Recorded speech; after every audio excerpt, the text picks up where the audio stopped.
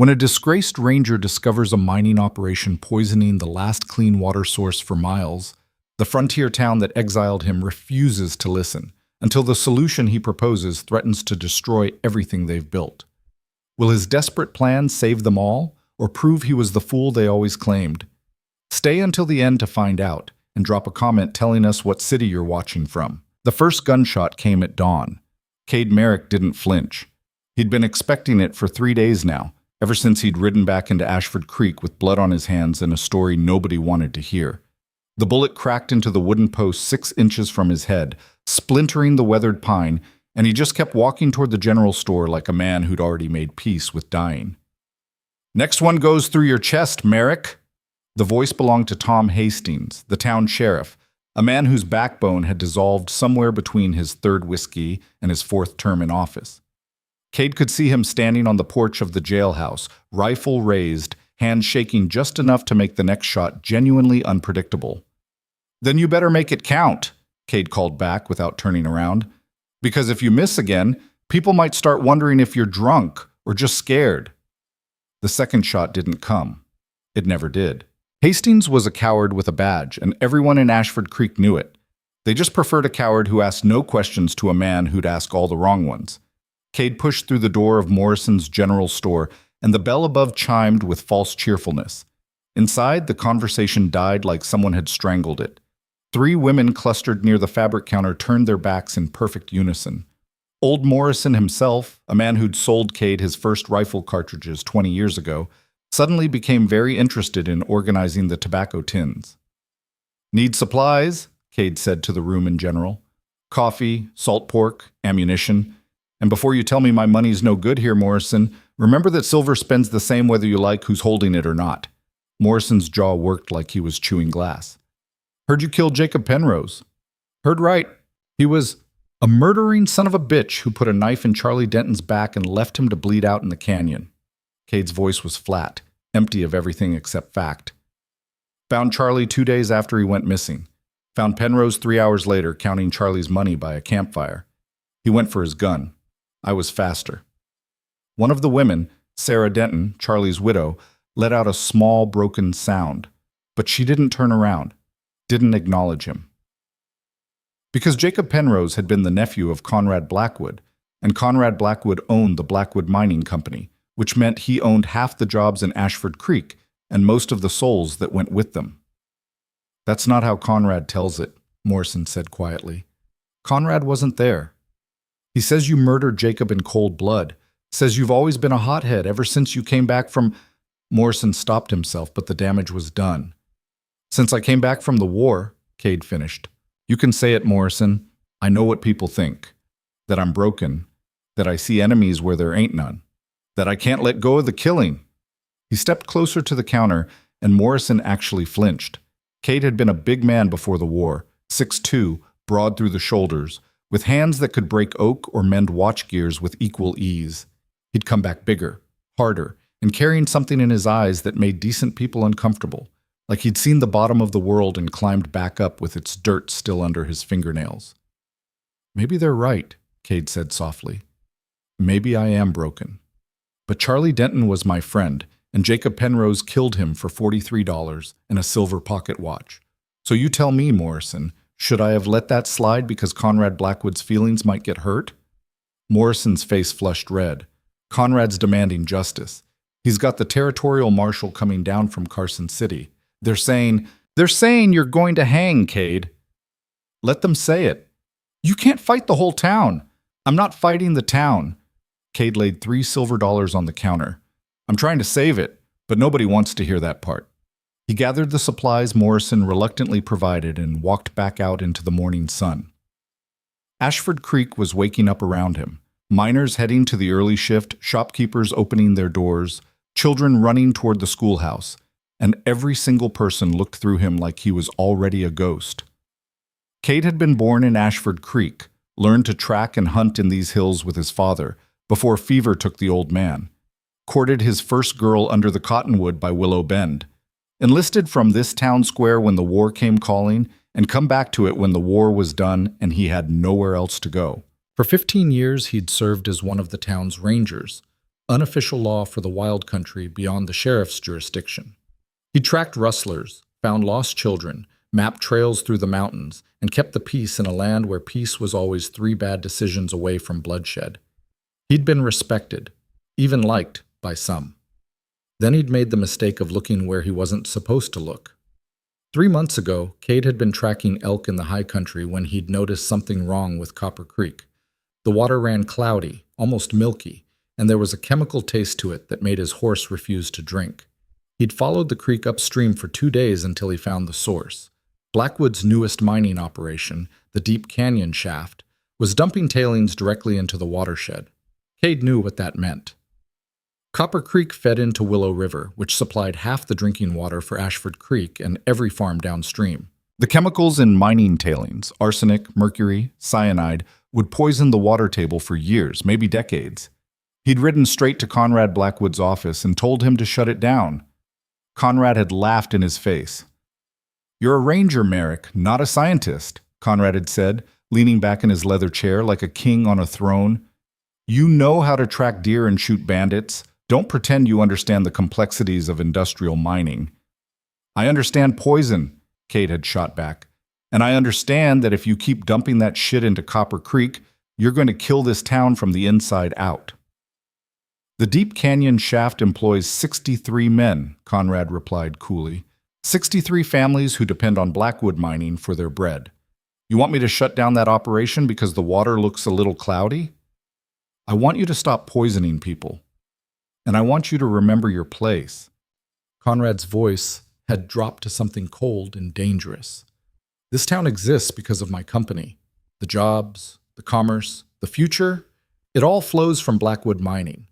You think anybody's going to choose your paranoid fantasies over their children's meals?" Cade had gone to the town council next, presented water samples, showed them the dead fish piling up in the creek bed, brought in testimony from Doc Winters about the uptick in stomach ailments and respiratory problems among families living downstream. The council had listened politely, then voted 7-0 to take no action. "We appreciate your concern, Mr. Merrick," Council Chairman Hendricks had said with a politician's empty smile. "But without concrete evidence of harm, we cannot justify imposing restrictions on our town's primary employer. Perhaps if you brought us a formal assessment from a qualified chemist." "By the time a chemist confirms what I already know, half the children in this town will be sick. That's speculation, not fact." Cade had left that meeting knowing he'd lost. Not because he was wrong, but because the truth was inconvenient. Blackwood Mining paid too many wages, funded too many businesses, held too many debts. The town had sold its integrity for economic security, and there was no buying it back. So Cade had done the only thing he could. He'd kept watching, kept documenting, kept gathering evidence that maybe, someday, someone would care about. And then Charlie Denton had vanished. Charlie was a freight hauler who ran supplies up to the mining camps. Good man, honest. He'd been one of the few people in town who'd still talk to Cade after the water investigation fell apart. They'd shared coffee and conversation, and Charlie had mentioned almost casually that he'd seen something strange at the Deep Canyon Shaft, barrels being moved at night, paperwork that didn't match the shipment logs. Probably nothing, Charlie had said, but it felt off, you know? 3 days later, Charlie was dead. The official story was that he'd been killed by bandits on the mountain road. His wagon had been found overturned, cargo scattered, money missing. Tragic, but not uncommon in rough country. Except Cade had found Charlie's body in Morrison Canyon, 15 miles off any freight route, with a knife wound that came from behind, the mark of someone Charlie had trusted enough to turn his back on. And when Cade had tracked the killer's trail to that campfire and found Jacob Penrose counting stolen money, the nephew had pulled his gun. Cade had been faster. He dragged Penrose's body back to town thinking it would settle matters, that justice would speak for itself. Instead, Conrad Blackwood had declared war. Now Cade stood in the middle of Ashford Creek's main street with his supplies in a canvas sack and a town full of people who wanted him gone. The marshal was coming. The gallows were being built. And somewhere in the hills above town, Blackwood's mine was still pumping poison into the water while everyone pretended not to notice. "Cade." The voice came from behind him, soft and female and full of regret. Cade turned to find Elena Cross standing in the doorway of her father's smithy. She was 28 now, with her mother's dark hair and her father's stubborn jaw, and there'd been a time, before the war, before everything, when Cade had thought they might build something together. "Elena, you need to leave," she said quietly. "Tonight, before the marshal gets here. I didn't kill Jacob Penrose in cold blood." "I know." Her eyes were wet. "But it doesn't matter what I know. Conrad's convinced the whole town you're dangerous, that you've been unstable ever since you came back from—" She stopped herself. "Since I came back different," Cade finished. "Yeah, I've heard. There's talk of a posse if you won't go quietly. Tom Hastings won't stand up to Conrad, and the people who might defend you are too afraid to speak." Elena stepped closer, her voice dropping to a whisper. "Please, Cade. Just disappear. Find somewhere new. Start over." "Can't do that." "Why not?" "Because Charlie deserved better than being killed and forgotten. And because this town's drinking poison every goddamn day, and somebody needs to care about that." Elena's face crumpled. "You can't save people who don't want to be saved." "Maybe not, but I can try." She reached out like she might touch his arm, then pulled back. "I loved you once, you know, before you went away and came back as someone else." "I know. I wish—" She shook her head. "I wish a lot of things." Then she turned and walked back into the smithy, and Cade was alone again. He headed to the edge of town where he'd been camping for the past week, a small clearing by Willow River where the trees were thick enough to hide his fire. His horse, a rangy buckskin gelding named Ash, nickered at his approach. Cade dropped the supplies and stood for a long moment, staring at the water flowing past. Even here, 2 miles downstream from the deep canyon shaft, the river had a faint chemical sheen. You had to know what to look for to see it. A slight discoloration in the foam, a smell that didn't quite belong. But it was there, getting worse every day. Cade pulled out the leather journal he'd been keeping for 3 months. Pages of observations, water samples, dates and times, sketches of the deep canyon operation showing where the tailings flowed, testimony from miners who'd quit when their lungs started burning, medical records Doc Winters had slipped him on the quiet. Evidence, proof, worth absolutely nothing if nobody would look at it. He was about to close the journal when he noticed something in his latest sketch of the mine layout, something he'd drawn unconsciously but hadn't really processed until now. The deep canyon shaft wasn't just dumping tailings into Copper Creek. The way the tunnels were oriented, the direction of the water flow, the placement of the support structures. Cade's breath caught. The mine was positioned directly above the underground aquifer that fed Willow River. And if his understanding of the geology was correct, and he'd spent enough years mapping this country to trust his instincts, the mining operation was systematically fracturing the bedrock between the shaft and the water table. It wasn't just runoff poisoning the water. The mine was drilling straight toward the aquifer itself. And when that final layer of rock gave way, the entire mine shaft would flood with contaminated water that would spill directly into Ashford Creek's water supply. Thousands of gallons of concentrated arsenic, mercury, and cyanide, all at once. It would be a death sentence for the town. Cade stared at his journal, mind racing through calculations. The depth of the shaft, the rate of expansion, the thickness of the remaining rock barrier. 3 weeks, maybe less. He could take this to the council again, but he already knew how that would end. They hadn't believed him when he'd shown them cloudy water. They sure as hell wouldn't believe his theory about geological collapse. He could try to warn people individually, but Conrad had already poisoned that well. Anyone who listened to Cade would be branded a troublemaker, and in a company town, that was economic suicide. He could run, take Elena's advice, disappear into the mountains, and let Ashford Creek face whatever consequences were coming. But Charlie Denton's blood was still under his fingernails, and somewhere in those hills a widow was grieving, and children were drinking poison, and everything Cade had ever believed about duty and honor and standing your ground was screaming at him to stay. So he made a decision. If the town wouldn't listen to warnings, they'd have to listen to action. And if Cade couldn't stop Blackwood mining through law or reason, he'd stop it the only way he had left. He'd destroy the deep canyon shaft himself. The idea was insane, suicidal, probably criminal in 6 different ways. But as Cade sat by the poisoned river watching the sun set over the town that had exiled him, he couldn't see another path forward. 63 miners would lose their jobs. Conrad Blackwood would lose his most profitable operation. The town would lose months of economic growth. But they'd keep their water, they'd keep their lives. And maybe, they'd finally understand what Cade had been trying to tell them all along.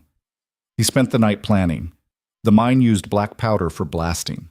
Cade knew where they stored it, a reinforced shed a quarter-mile from the main shaft, built into the hillside for safety. He'd inspected that shed himself 2 years ago when he'd still been a respected ranger and Conrad had asked him to assess security. Getting in wouldn't be hard. The lock was standard, the guards were lazy, and Cade had spent 4 years of war learning how to move through enemy territory without being seen. The hard part would be setting charges that would collapse the upper tunnels without causing a cave-in that might kill anyone still inside. He'd need to time it for shift change when the mine was empty.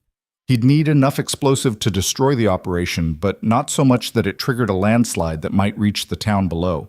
He'd need to be precise, surgical, perfect. And then he'd need to disappear before Conrad's men hunted him down and put a bullet in his skull. But first, he needed one more piece of information. The next morning, Cade rode to Doc Winter's house on the north edge of town. The doctor was 73 years old, half-blind, and ornery as hell, which meant he was one of the few people in Ashford Creek who still told Conrad Blackwood to go to hell when the mood struck him. Cade found him in his garden, pulling weeds from around his medicinal herbs. "Came to get your advice before they hang me," Cade said by way of greeting. Doc Winter squinted up at him. "You're an idiot, Merrick. You know that?" "Been told." Killing Jacob Penrose was justified, but bringing his body back to Conrad was stupid. You should have buried him in the mountains and kept your mouth shut. "Yeah, well, I've never been good at keeping quiet when I should." The old doctor grunted and went back to his weeding. "What do you want?" "Those medical records you gave me, the ones showing increased illness downstream from the mine. How bad is it really?" Doc Winters was quiet for a long moment. Then, 3 children with respiratory failure, 7 adults with kidney damage, 2 miscarriages that can't be explained by normal causes. And it's getting worse every month. If the mine shaft ruptures and floods the aquifer, everyone within 5 miles of Willow River will be poisoned, Doc Winters said flatly. The concentration would be high enough to kill within days, maybe hours for the very young and very old. Can you prove that? Not in a way the council would accept. I'm a frontier doctor, not a university chemist. They'd just say I'm exaggerating. Cade nodded slowly. What if the mine wasn't there anymore? Doc Winter's hand stilled on the weeds. He looked up at Cade with eyes that might have been blind in one direction but saw plenty in the other. You're planning something stupid. Planning something necessary. Those aren't the same thing, boy. Sometimes they are. The doctor studied him for a long, uncomfortable moment. Then he sighed and pulled himself to his feet with a series of pops and cracks. Your father would have done the same damn fool thing. That make you feel better or worse? Little of both. If you're going to blow up Conrad's mine, you better not kill anybody doing it, because justified or not, you cross that line and there's no coming back. I know. And you better do it soon. Marshal's arriving day after tomorrow. Posse's forming tonight. You're running out of time, Cade. I know that too. Doc Winters reached into his jacket and pulled out a folded piece of paper. Updated medical report. Everything I've documented about the poisoning. If you survive whatever stupid thing you're about to do, maybe it'll be useful. Cade took the paper and tucked it into his shirt. Thanks, Doc. Don't thank me. Just don't get yourself killed, all right? This town's already lost too many good men. Cade rode back to his camp and spent the afternoon going over every detail of the plan. He sketched the mine layout again, calculated powder quantities, mapped escape routes, tried to think of every variable that could go wrong and how to counter it. By sunset, he was as ready as he'd ever be. The attack would happen tomorrow night, and one way or another, Ashford Creek's reckoning was coming. Cade settled in by his campfire and stared at the poisoned river flowing past in the darkness. Somewhere downstream, children were going to bed. Families were sharing meals. People were living their lives, completely unaware that their water was killing them slowly and a disaster was building in the hills above. He'd tried to warn them. They hadn't listened, so now he'd save them whether they wanted it or not, even if it made him an outlaw, even if it cost him everything, even if the town he'd spent his life protecting ended up putting a noose around his neck. Because someone had to care about the truth. And Cade Merrick had never learned how to do anything else. The fire burned down to embers, and Cade closed his eyes, and in the darkness behind his eyelids, he saw Charlie Denton's body in that canyon, and Jacob Penrose's hand reaching for his gun, and Elena Cross's face as she'd told him she'd loved him once, before he became someone else. Maybe they were all right.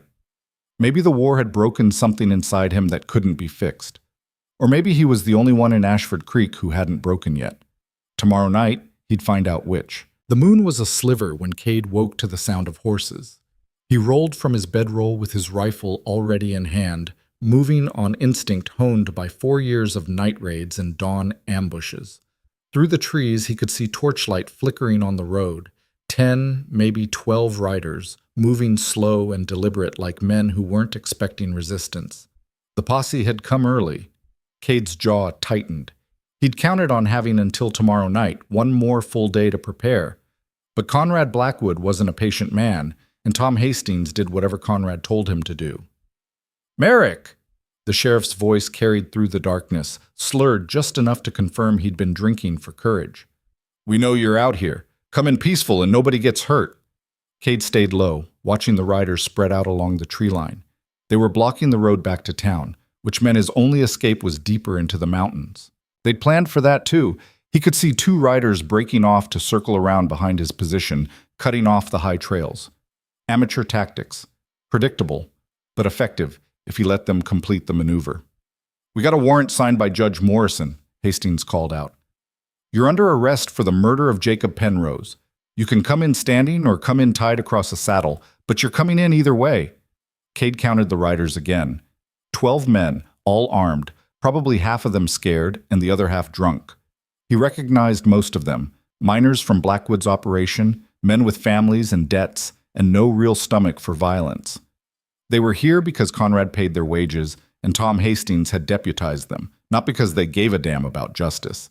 He could kill 3, maybe 4, before they got organized. Drop the 2 flanking riders first, then the ones bunched up near Hastings. But that would make him exactly what Conrad was already claiming he was, a murderer, a mad dog who needed to be put down. And it would end any chance of stopping the mine before the aquifer collapsed. Cade made his decision in the space of 2 heartbeats. He left his rifle propped against a tree, pulled his revolver, and fired 3 shots into the air. The posse scattered like quail, men shouting and horses rearing. In the confusion, Cade grabbed his saddlebags, already packed with everything that mattered, and sprinted for where Ash was tethered deeper in the trees. He had maybe 30 seconds before they reorganized. He used 28 of them. Ash was trained for this, steady under fire, and Cade swung into the saddle while the gelding was still moving. They crashed through the underbrush, heading northeast, away from town, away from the trails the posse would expect him to take. Behind him, someone shouted, "He's running! That way!" Gunshots cracked through the forest, wild and poorly aimed. A bullet whined off a tree trunk 6 feet to Cade's left. Another kicked up dirt near Ash's hooves, but Cade was already gone, leaning low over the horse's neck as they plunged into the darkness between the pines. The chase lasted an hour. Cade knew every canyon and ridge in these mountains, had mapped them all during his years as a ranger. He led the posse through deadfalls and creek beds, across rocky ground that wouldn't hold tracks, up slopes too steep for their heavier horses. One by one, riders fell behind. The torches became scattered fireflies in the darkness below. By the time Cade reached the high country near Copper Ridge, only 2 riders were still following. He recognized them when they finally gave up the chase, Billy Crane and Marcus Dutton, both young miners, both better at swinging pickaxes than tracking men through wilderness. They sat their exhausted horses in a clearing half a mile back, arguing about which way he'd gone, and Cade watched them from a granite outcrop before turning Ash toward the deep canyon mine. The plan had just gotten more complicated. The posse would regroup at dawn. They'd send riders to watch the trails out of the territory. The marshal would arrive tomorrow, and he'd bring professional manhunters who actually knew what they were doing. Cade's window of opportunity had just collapsed from 1 day to maybe 6 hours. He'd have to hit the mine tonight. right now. Before the sun came up and before Conrad Blackwood thought to increase security around his powder shed. The Deep Canyon operation sat in a natural bowl carved into the mountainside, accessible by a single switchback road that hauled ore down to the stamping mill near town. The main shaft went straight into the rock face, supported by timber frames and reinforced with iron rails for the ore carts. Around it clustered the usual mining camp structures, bunkhouses for the workers, a cookhouse, storage sheds, the powder magazine built into the hillside. Cade approached from above, leaving Ash tied in a grove of aspen a quarter-mile out. The mine ran 2 shifts, 12 hours each, and the changeover happened at midnight. He'd timed his arrival for 11:40, when the day shift would be exhausted and counting minutes until they could collapse into their bunks, and the night shift would still be groggy and resentful about being awake. Inattentive, careless, human. He watched from the rocks as the shift change happened below. Miners emerged from the shaft like ants, faces black with rock dust, shoulders sagging with fatigue. The night crew shuffled past them heading in, and for 10 minutes there was confusion. Men heading to the cookhouse, others to the bunkhouse, foremen checking clipboards and shouting orders that nobody really listened to. In that window of chaos, Cade moved. The powder magazine was exactly where he remembered it. A stone structure built into the hillside with a reinforced door and a lock that was supposed to be changed monthly, but probably hadn't been touched in 6 months. Mining companies were religious about safety regulations right up until those regulations cost time and money. Cade had the lock picked in 40 seconds. Inside, the magazine smelled like sulfur and earth. Wooden crates lined the walls, each one stenciled with warnings about black powder. Cade did quick math. Each crate held 25 pounds of explosive. He'd need at least 6 crates to guarantee a collapse of the upper tunnels, maybe 8 to be safe. He was loading the 3rd crate onto a handcart when he heard footsteps outside. Cade froze, hand dropping to his revolver. The door swung open and a young miner stepped inside, lantern held high. He was maybe 20 years old, skinny, with the kind of sparse beard that suggested he was trying hard to look older than he was. His eyes went wide when he saw Cade. You're Merrick, the ranger who—" "Yeah." Cade kept his gun holstered but his hand ready. "I am." The kid's Adam's apple bobbed. "They said you killed Mr. Blackwood's nephew. Jacob Penrose murdered Charlie Denton. I tracked him down and he went for his gun. That's what happened. Mr. Blackwood says you're crazy. Says you came back from the war wrong in the head." "Maybe I did." Cade nodded at the crates on the handcart. "You gonna try and stop me?" The kid looked at the powder, at Cade, at the powder again. His hand moved toward the pistol on his belt, then stopped halfway. "What are you doing?" "Saving this town from its own stupidity." "By blowing up the mine?" "By stopping it from poisoning the water supply." Cade kept his voice level, reasonable. "That shaft is drilling straight toward the aquifer that feeds Willow River. When it breaks through, and it will break through in less than 3 weeks, every drop of water in Ashford Creek will be contaminated with enough arsenic and mercury to kill half the population." The kid blinked. "That's— Mr. Blackwood wouldn't— Mr. Blackwood doesn't care. The Deep Canyon shaft is making him rich, and he'll keep operating it until the whole mountain collapses or someone stops him." Cade gestured at the handcart. "I'm stopping him." "You can't just— There's 60 men working this mine, families depending on those wages. And there's 300 people in Ashford Creek depending on clean water. You want to tell me which matters more?" The kid's face twisted with confusion and fear, and something that might have been recognition. My sister's been sick, stomach problems. Doc Winters can't figure out what's causing it." "Where does your family live?" "Miller's Farm, down by Willow River." "Then your sister's drinking poison every day," Cade said quietly. "And it's going to get worse unless this mine shuts down." The kid stood there for a long moment, hand still hovering near his pistol. Then slowly, he let his arm drop. How do we know you're not just making this up? Conrad says you've been paranoid ever since I came back from the war." Cade finished the sentence with a bitter smile. "Yeah, I've heard. And maybe he's right. Maybe I see threats that aren't there. But I've got water samples showing contamination, medical records showing increased illness downstream. Geological surveys showing the mine is drilling straight toward the aquifer. You want to see the evidence? I'll show you everything I've got. Now? No. Right now you need to make a choice. Cade picked up another crate and loaded it onto the handcart. You can try to stop me, which means one of us probably ends up dead and the mine keeps poisoning the water. Or you can walk away, forget you saw me, and let me do what needs doing. The kid stared at him. If you blow the mine, I'll lose my job. Yeah, you will, and so will 62 other men. It's not fair and it's not right, but it's better than watching your sister die from drinking bad water. Another long silence. Cade could see the calculation happening behind the kid's eyes. Weighing loyalties, weighing consequences, weighing which choice he'd have to live with for the rest of his life. Finally, the kid stepped back toward the door. I didn't see you. I was checking the powder inventory and everything was secure. Locked up tight. Smart. You're still crazy, though, even if you're right about the water. Probably. The kid left, pulling the door closed behind him, and Cade let out a breath he hadn't known he was holding. He finished loading the handcart, 8 crates total, 200 pounds of black powder, and wheeled it out into the night. The mine shaft entrance was 40 yards away, lit by lanterns hanging from the timber frame. Cade could hear voices echoing up from below. The night shift, settling into their work. He'd need to wait until they moved deeper into the tunnels, far enough down that the collapse wouldn't bury them alive. He checked his pocket watch. 12:15. The night crew usually spent the first hour clearing debris from the day shift's blasting, which meant they'd be concentrated near the shaft entrance until at least 1 o'clock. Cade had time. He wheeled the handcart to the secondary entrance, a ventilation shaft that connected to the main tunnel about 200 feet down. It was narrower, steeper, and not designed for hauling equipment, but it would get him below ground without being seen.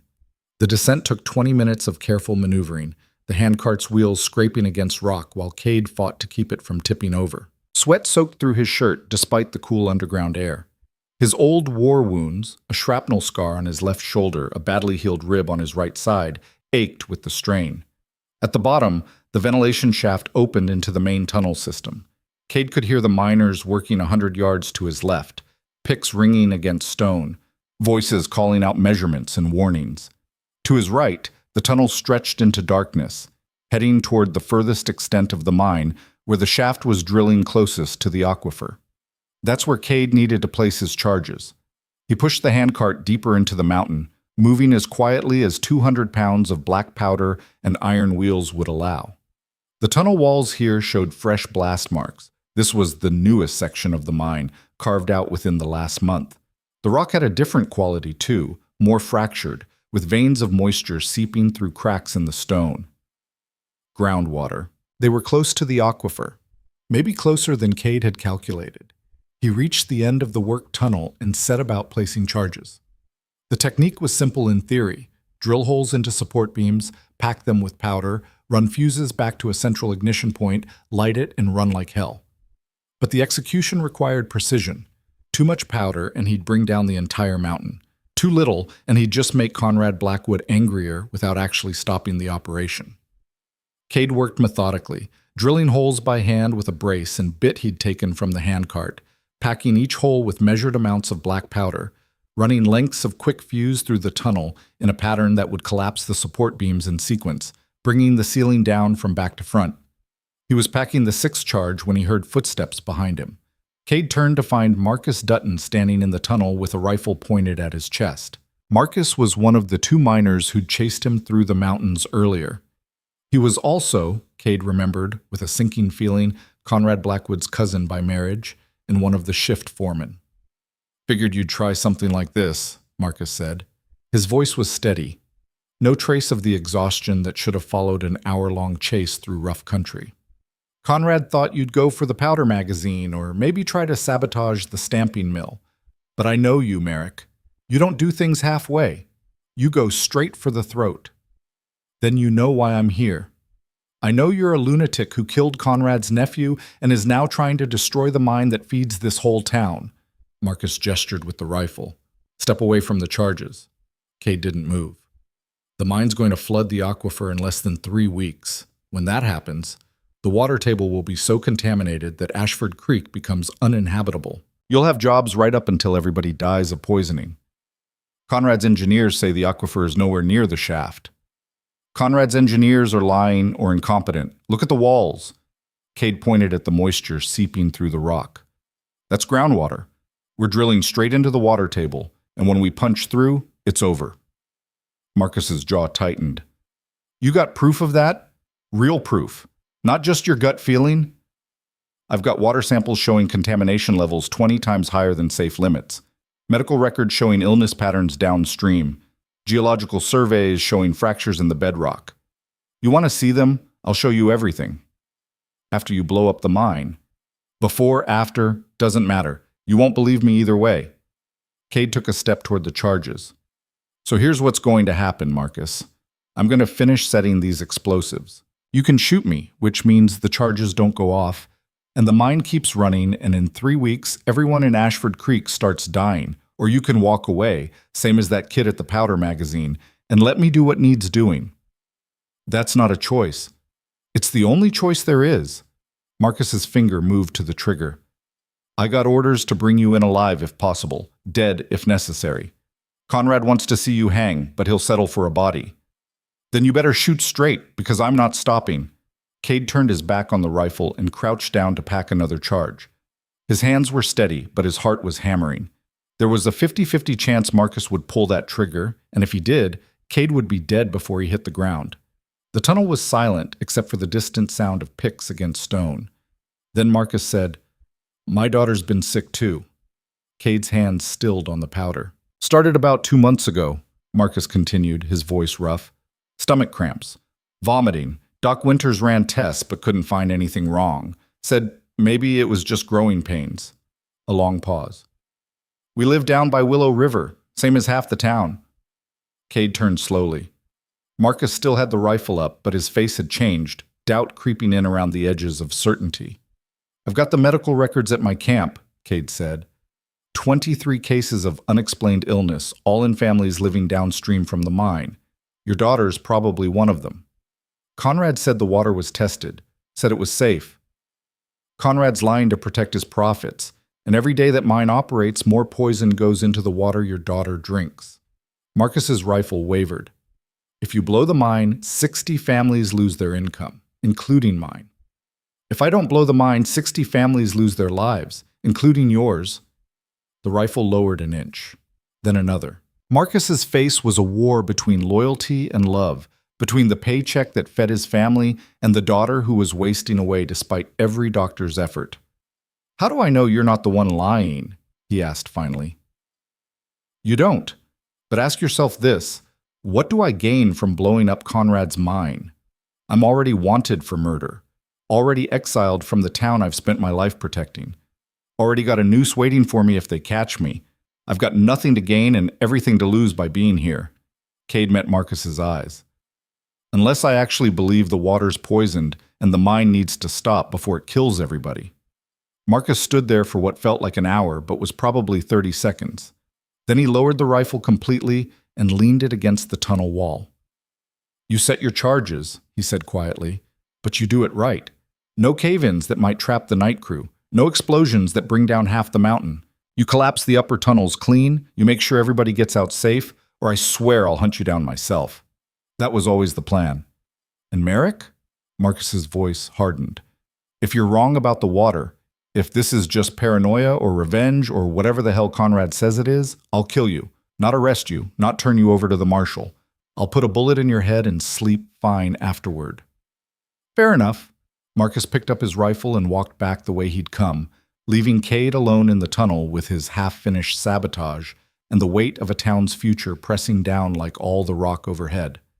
Cade finished setting the charges. It took another hour, drilling holes, packing powder, running fuses, double-checking every connection to make sure the collapse would happen in the right sequence. He worked with the precision of a watchmaker and the focus of a man who knew that one mistake would either kill innocent miners or fail to stop the disaster he'd been trying to prevent for 3 months. By the time he lit the first fuse, it was almost 2 a.m. The quick fuse burned fast, sparking and hissing as it raced along the tunnel floor toward the first charge. Cade had cut the lengths to give him exactly 4 minutes to reach the ventilation shaft and get clear before the explosion started. He ran. The tunnel was rough underfoot, littered with debris from earlier blasting, and Cade stumbled twice before finding his rhythm. His lungs burned. His wounded ribs screamed protest. But he kept moving because the alternative was being buried under 1,000 tons of collapsing rock. He reached the ventilation shaft with 90 seconds to spare. The climb up was brutal, 200 feet of near-vertical ascent, pulling himself hand over hand while his shoulders threatened to give out. He could hear voices below, miners shouting in confusion as they noticed the burning fuses. Someone was screaming for everybody to evacuate. Good. They'd get out in time. Cade had made sure of it. He hauled himself out of the ventilation shaft just as the first charge blew. The explosion was muffled by hundreds of feet of rock, but the ground still shook. Then the second charge went off, and the third, and suddenly the whole mountainside was groaning like a wounded animal. Timber supports splintered with cracks like rifle shots. Rock fractured and shifted. Dust billowed out of the ventilation shaft in a gray cloud that smelled like gunpowder and crushed stone. Cade watched from the rocks above as the deep canyon mine collapsed in on itself. The main shaft entrance held for maybe 10 seconds after the last explosion, the timber frame straining against impossible weight. Then almost gently, it buckled inward and disappeared in a cascade of falling rock. Miners poured out of the secondary exits, coughing and stumbling, covered in dust but alive. All of them. Cade counted 63 men, every member of the night shift, scrambling away from the collapsing mine like ants fleeing a disturbed hill. No casualties, no one trapped, clean. But the deep canyon operation was finished. The main shaft had collapsed for at least 300 feet. The upper tunnels where the mine had been drilling closest to the aquifer were completely buried. It would take months to clear the debris, maybe years to restore the operation to functionality. Conrad Blackwood's most profitable mine was gone, and the aquifer beneath Ashford Creek was safe. Cade stood there in the darkness, watching the chaos below, and felt absolutely nothing. No satisfaction, no triumph, just a hollow certainty that he'd done the only thing he could do and that the consequences were going to be terrible. Below, someone was shouting his name, not calling for help, accusing him. Marcus Dutton stood in the middle of the panicked miners, pointing up at the rocks where Cade stood silhouetted against the stars. Merrick did this. The bastard blew the mine. Men started scrambling for weapons. Rifles appeared. Someone fired a shot that ricocheted off stone 20 feet below Cade's position. Time to go. Cade ran for where he'd left Ash, threw himself into the saddle, and rode hard toward the high country. Behind him, the mine continued to collapse, entire sections of tunnel giving way in sympathetic failure, and he could hear Conrad Blackwood's fortune crumbling into dust with every fresh rumble of falling rock. By dawn, Cade was 10 miles into the wilderness, with a dozen armed men on his trail, and a price on his head that would make him the most wanted man in the territory. And somewhere in Ashford Creek, the water would keep flowing clean while everyone who drank it cursed his name. The manhunt reached Cade 3 days later in the form of professional trackers. He'd been moving through the high country, staying off trails, sleeping in caves and under rock overhangs, rationing the supplies he'd grabbed during his escape. Ash was exhausted, ribs showing despite the sparse grass Cade found in mountain meadows. They were both running on fumes in desperation. Cade heard the dogs before he saw the men, bloodhounds baying in the distance, their voices echoing off canyon walls. He'd expected the posse to give up after the first day, maybe the second. Local miners weren't trained for extended wilderness pursuit, and the mountains were vast enough to swallow a careful man. But these weren't local miners. The marshal had arrived with professional help. Cade pushed Ash hard toward Widow's Pass, a narrow defile between two granite peaks that would bottleneck the pursuit. If he could reach it first, he might be able to trigger a rock slide that would block the pass and buy himself another day or two. He was halfway there when the first shot kicked up dust 3 feet from Ash's front hooves. The gelding shied violently, nearly throwing Cade from the saddle. He recovered, wheeled the horse toward cover, and caught a glimpse of his pursuers. 5 riders spread out across the slope below, and at least 2 more working their way around his flank. Military tactics, coordinated, professional. A second shot punched through the air where Cade's head had been a moment before. He abandoned any thought of reaching Widow's Pass and spurred Ash toward a boulder field that would make mounted pursuit impossible. The gelding responded gamely despite 3 days of hard travel, lunging up the slope while bullets whined overhead like angry hornets. Cade made it into the rocks and dismounted running, pulling his rifle from its scabbard. He found cover behind a granite slab the size of a wagon and took stock of his situation. 5 confirmed pursuers below, probably 2 flanking unknown numbers still approaching with the dogs. He had maybe 30 rounds of ammunition total, a canteen that was 3/4 empty, and no realistic chance of escape if they had him surrounded. The smart play would be to surrender. Take his chances with a trial. Hope that somehow the evidence he'd gathered about the water contamination would matter to a jury. But Cade had seen how justice worked in company towns. Conrad Blackwood would buy the verdict he wanted, and Cade would hang for destroying the Deep Canyon mine regardless of why he'd done it. So surrender wasn't an option. He sighted down his rifle and waited for someone to make a mistake. The voice that called out surprised him. "Merrick, this is Marshal Tobias Kane.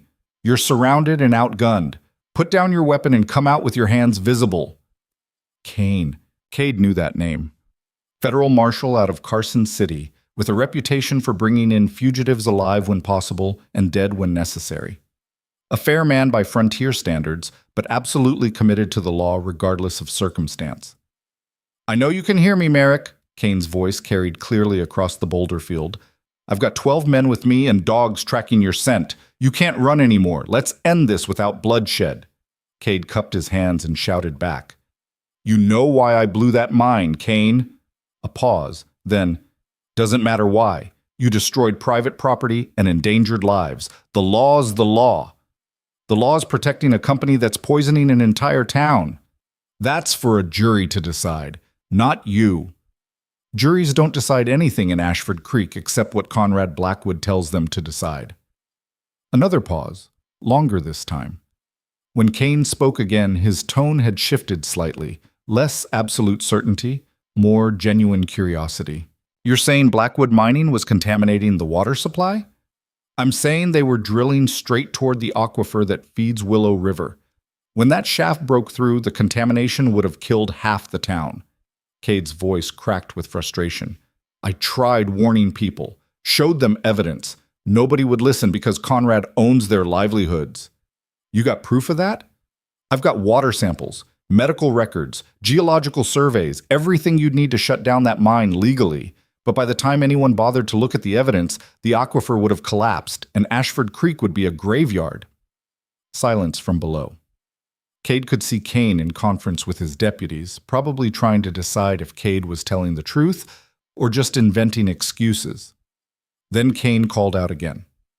"Where's this evidence?" "Hidden. Safe. You want to see it? We do this on my terms." "You're not in a position to negotiate terms, Merrick." "Sure I am. You want me alive to stand trial, which means you won't just charge these rocks and risk your men getting shot. I can hold this position for days if I ration ammunition. Maybe I pick off a deputy or 2 before you finally get me. Or we talk like reasonable people and figure out how to resolve this without anyone dying."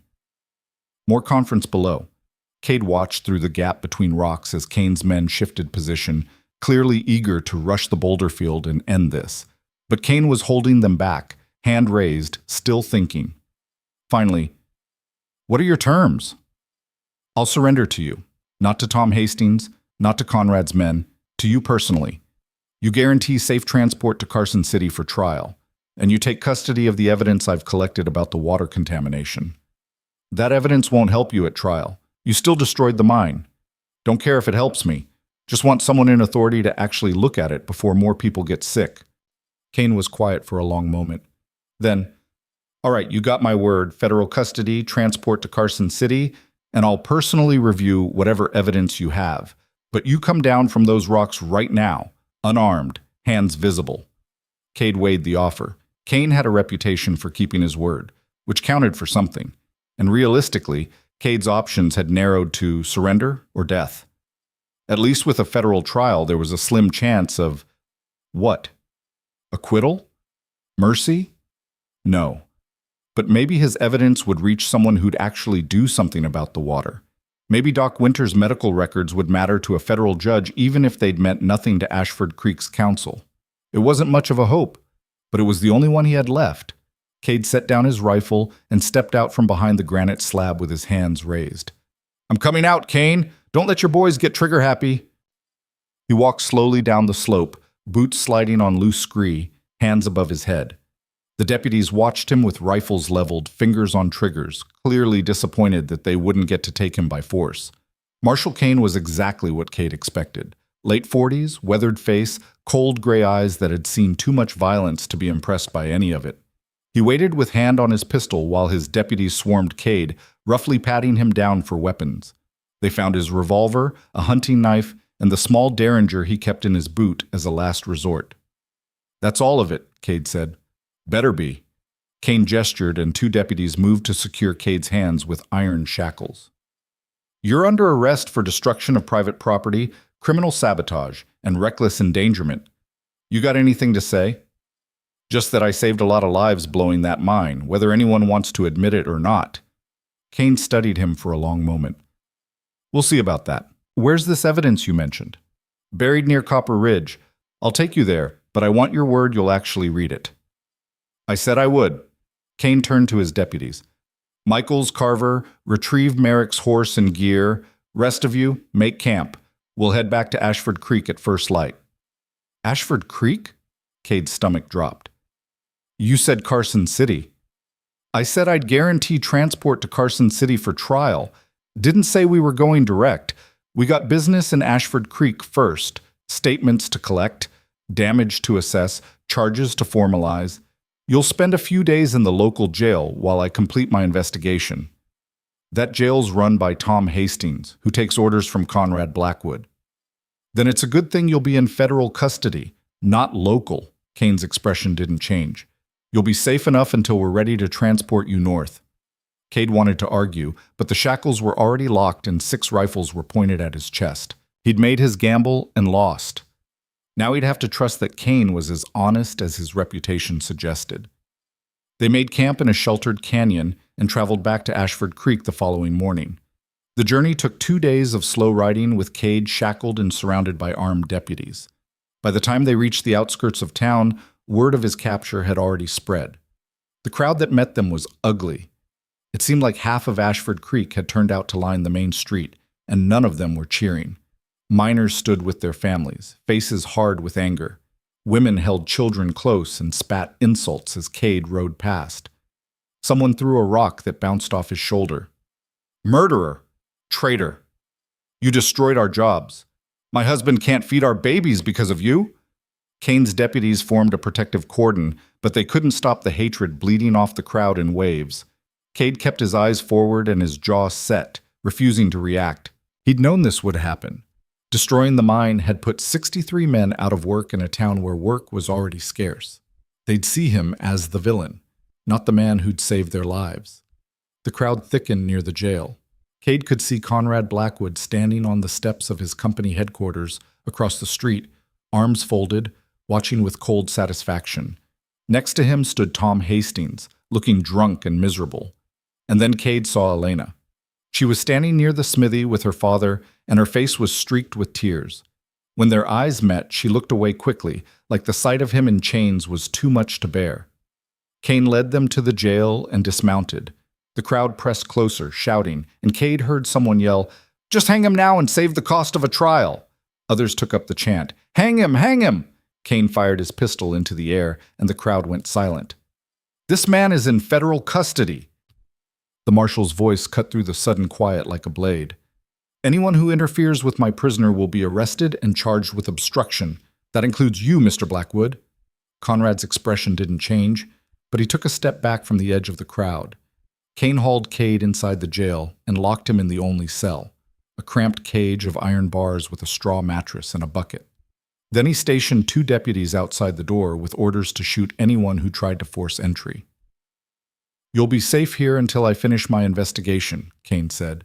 3, maybe 4 days. Then we transport you to Carson City." "What about the evidence?" "I'll collect it tomorrow. You better pray it's as compelling as you claim, Merrick, because right now you're looking at 20 years minimum, possibly a noose." Kane left, and Cade was alone in the cell with the sound of the angry crowd outside gradually dispersing. He spent the first night lying on the straw mattress, staring at the ceiling, trying not to think about how badly things had fallen apart. He'd stopped the mine, saved the aquifer, done exactly what needed doing, and for his trouble, He'd become the most hated man in Ashford Creek. The second day, Doc Winters came to visit. The old doctor bribed the deputies with a bottle of whiskey and slipped into the cell area carrying his medical bag. "Figured you might need checking," he said gruffly. "You look like hell, Merrick." "Feel worse." Doc Winters examined him anyway, checking the old war wounds that had reopened during the chase, cleaning cuts and scrapes, bandaging a gash on Cade's arm that was threatening infection. While he worked, he talked in low tones. "Mine's shut down tight. Conrad's furious, talking about suing you for everything you're worth, which ain't much, and pressuring the territorial governor to make sure you hang." "Figured. But something interesting's happening." Doc Winters glanced toward the door to make sure the deputies weren't listening. "3 families have already packed up and left town. Said they didn't want to live anywhere Conrad Blackwood had that much power. And Marcus Dutton's been asking questions." Cade's head came up. "What kind of questions?" "About the water, about contamination, about whether I really have medical records showing illness patterns." Doc Winters smiled grimly. "His daughter's been getting worse. He's starting to wonder if maybe you weren't as crazy as Conrad claimed." "Will he testify?" "If he does, he'll lose his job, probably get blackballed from every mining operation in the territory." "But will he testify?" Doc Winters packed his instruments back into his bag. "Don't know yet, but he's thinking about it. That's more than anyone else in this town is willing to do." The doctor left, and Cade felt something he hadn't allowed himself to feel since blowing the mine, a small flicker of hope. Maybe the evidence would matter after all. Marshal Kane collected the buried evidence the next morning: 3 leather satchels containing water samples in sealed bottles, Doc Winters' medical records, geological surveys Cade had sketched, and a detailed journal documenting 3 months of observations. Kane spent most of the day reviewing everything, and when he came back to the jail that evening, his expression was troubled. "This is more substantial than I expected," he admitted. "If even half of what you've documented is accurate, Blackwood Mining was operating a hazardous facility in violation of territorial law." "So you believe me?" "I believe you've raised legitimate concerns that warrant investigation." Kane pulled up a chair outside the cell.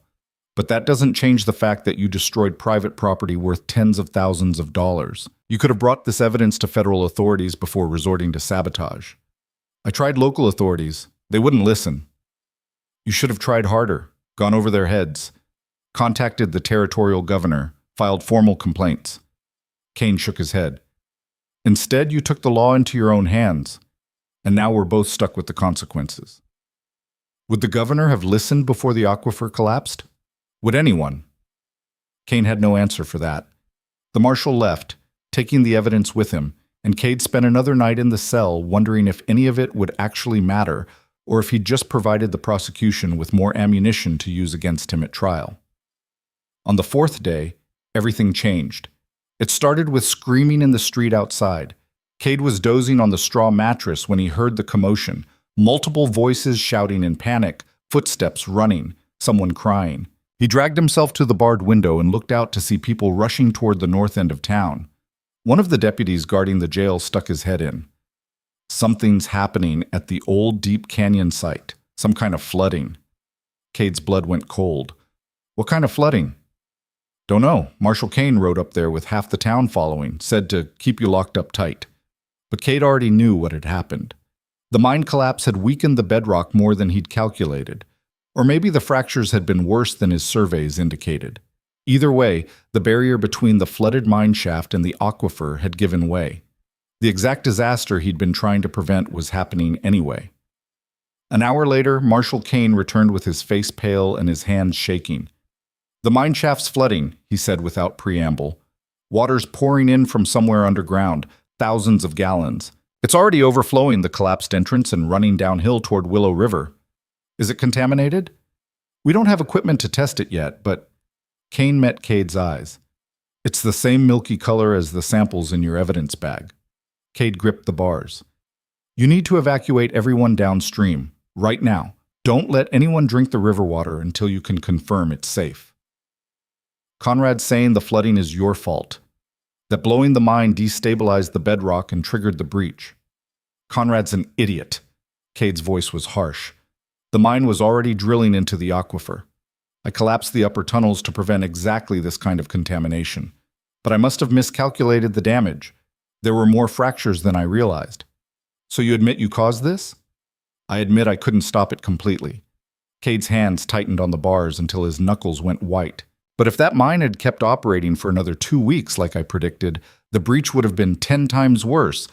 At least this way we got warning. At least there's time to evacuate before people start dying. Kane stared at him for a long moment. Then he turned and walked out without another word. Cade paced the cell, mind racing through scenarios. If the flooding was as bad as Kane described, the contamination would reach the river within hours. Every family downstream would be at risk. Every well that drew from the same water table would be poisoned. He'd saved some lives by stopping the mine early, but he hadn't saved them all. That night, the town council held an emergency meeting in the church, the only building large enough to hold everyone who showed up. Marshal Kane attended, as did Conrad Blackwood, Doc Winters, and most of the town's prominent citizens. Cade could hear the shouting from his cell 3 blocks away. Around midnight, Elena came to the jail. She bribed the deputy with money this time, silver coins from her father's smithy, and the man led her into the cell area for 10 minutes. She looked exhausted, eyes red from crying, hair disheveled. But when she spoke, her voice was steady. The council voted to evacuate all families living within 2 miles of Willow River, she said. Doc Winters presented your medical records, showed them the pattern of illness downstream.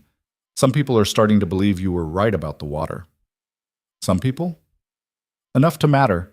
Elena stepped closer to the bars. Marcus Dutton testified too. Said you told him the mine was going to breach the aquifer weeks before it happened. Said you were trying to prevent a disaster, not cause one. Cade's throat tightened. That must have cost him.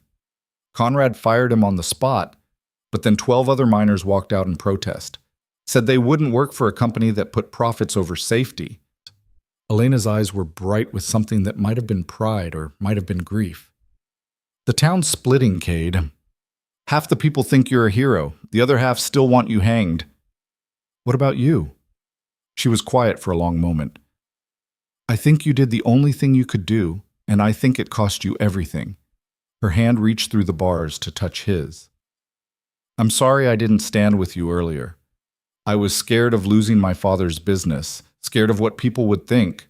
But you were right, and I was a coward. You weren't a coward. You were practical. That's not the same thing. Feels the same from where I'm standing. She squeezed his hand once, then let go. Marshal Kane's taking testimony from everyone who got sick downstream. He's building a case against Blackwood Mining for criminal negligence. Won't help you much, but it might shut down their other operations before they poison another town. That's something. It's not enough. Elena's voice broke.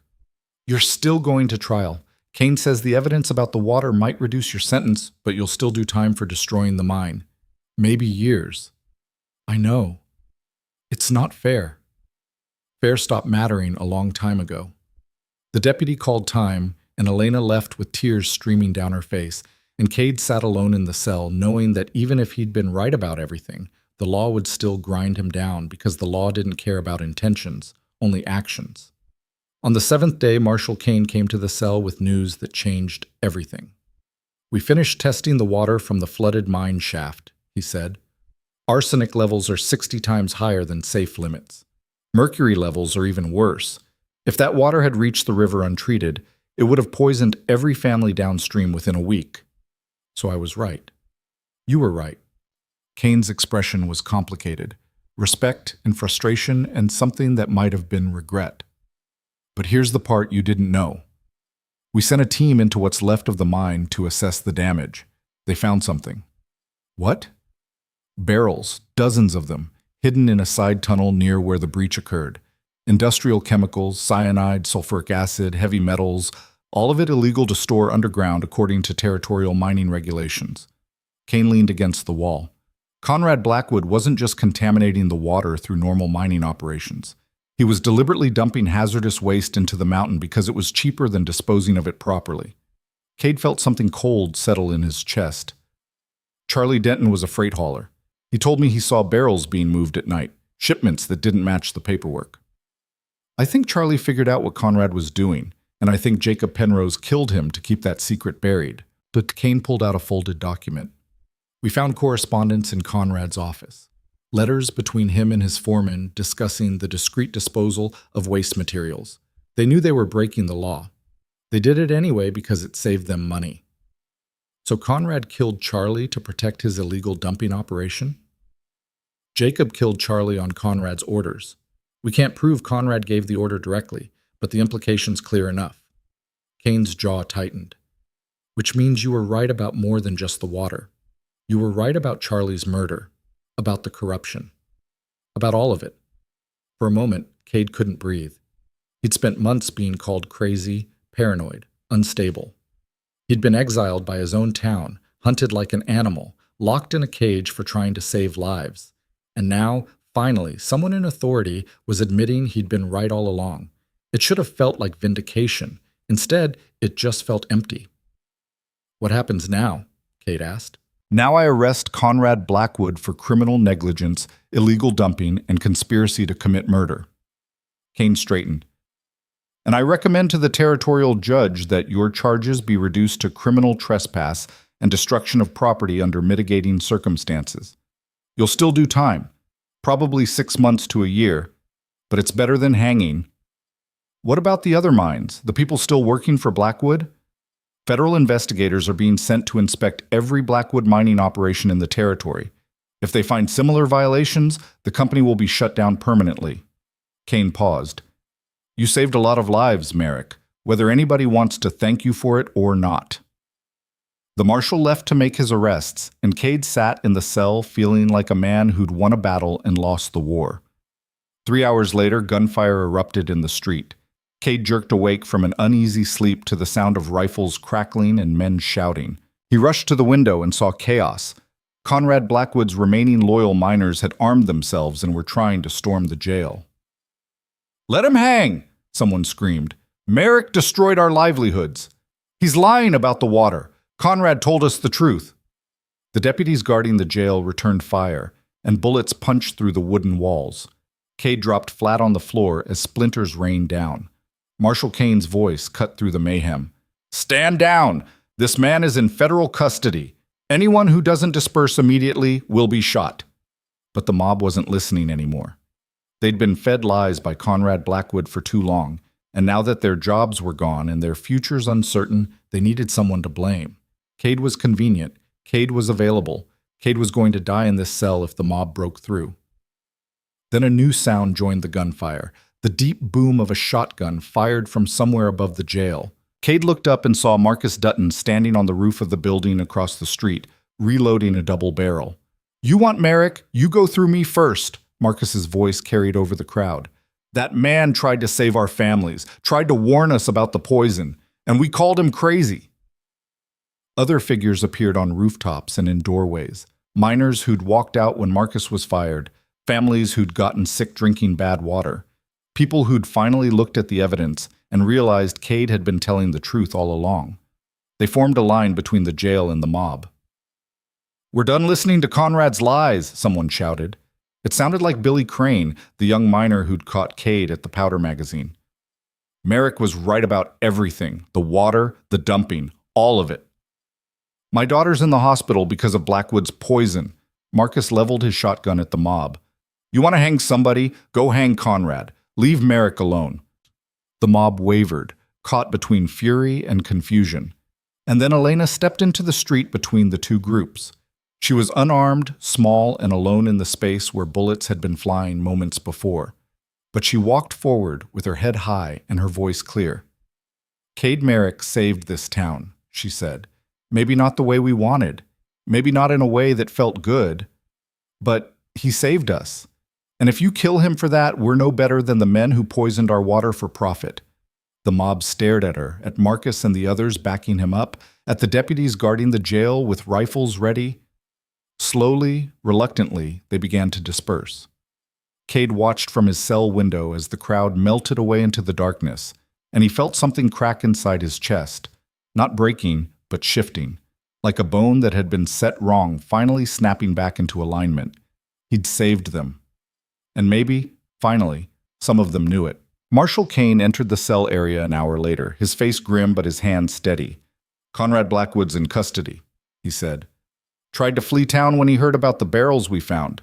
We caught him 10 miles out with enough cash to buy passage to Mexico." Kane pulled out his keys and unlocked Cade's cell. "You're still under arrest, Merrick, but I'm moving you to federal holding in Carson City tonight. Can't guarantee your safety if you stay in Ashford Creek." "What about the trial?" "Trial's in 3 weeks. Judge will hear testimony about the water contamination, the illegal dumping, Charlie Denton's murder, all of it. You'll probably get time for destroying the mine, but with mitigating circumstances." Kane shrugged. "Could be worse." Cade stepped out of the cell for the first time in 7 days. His legs were weak, his body ached, but he was standing. They led him outside where a prison wagon waited. The street was empty now except for a few scattered onlookers. Doc Winters stood near the smithy, raising a hand in silent acknowledgement.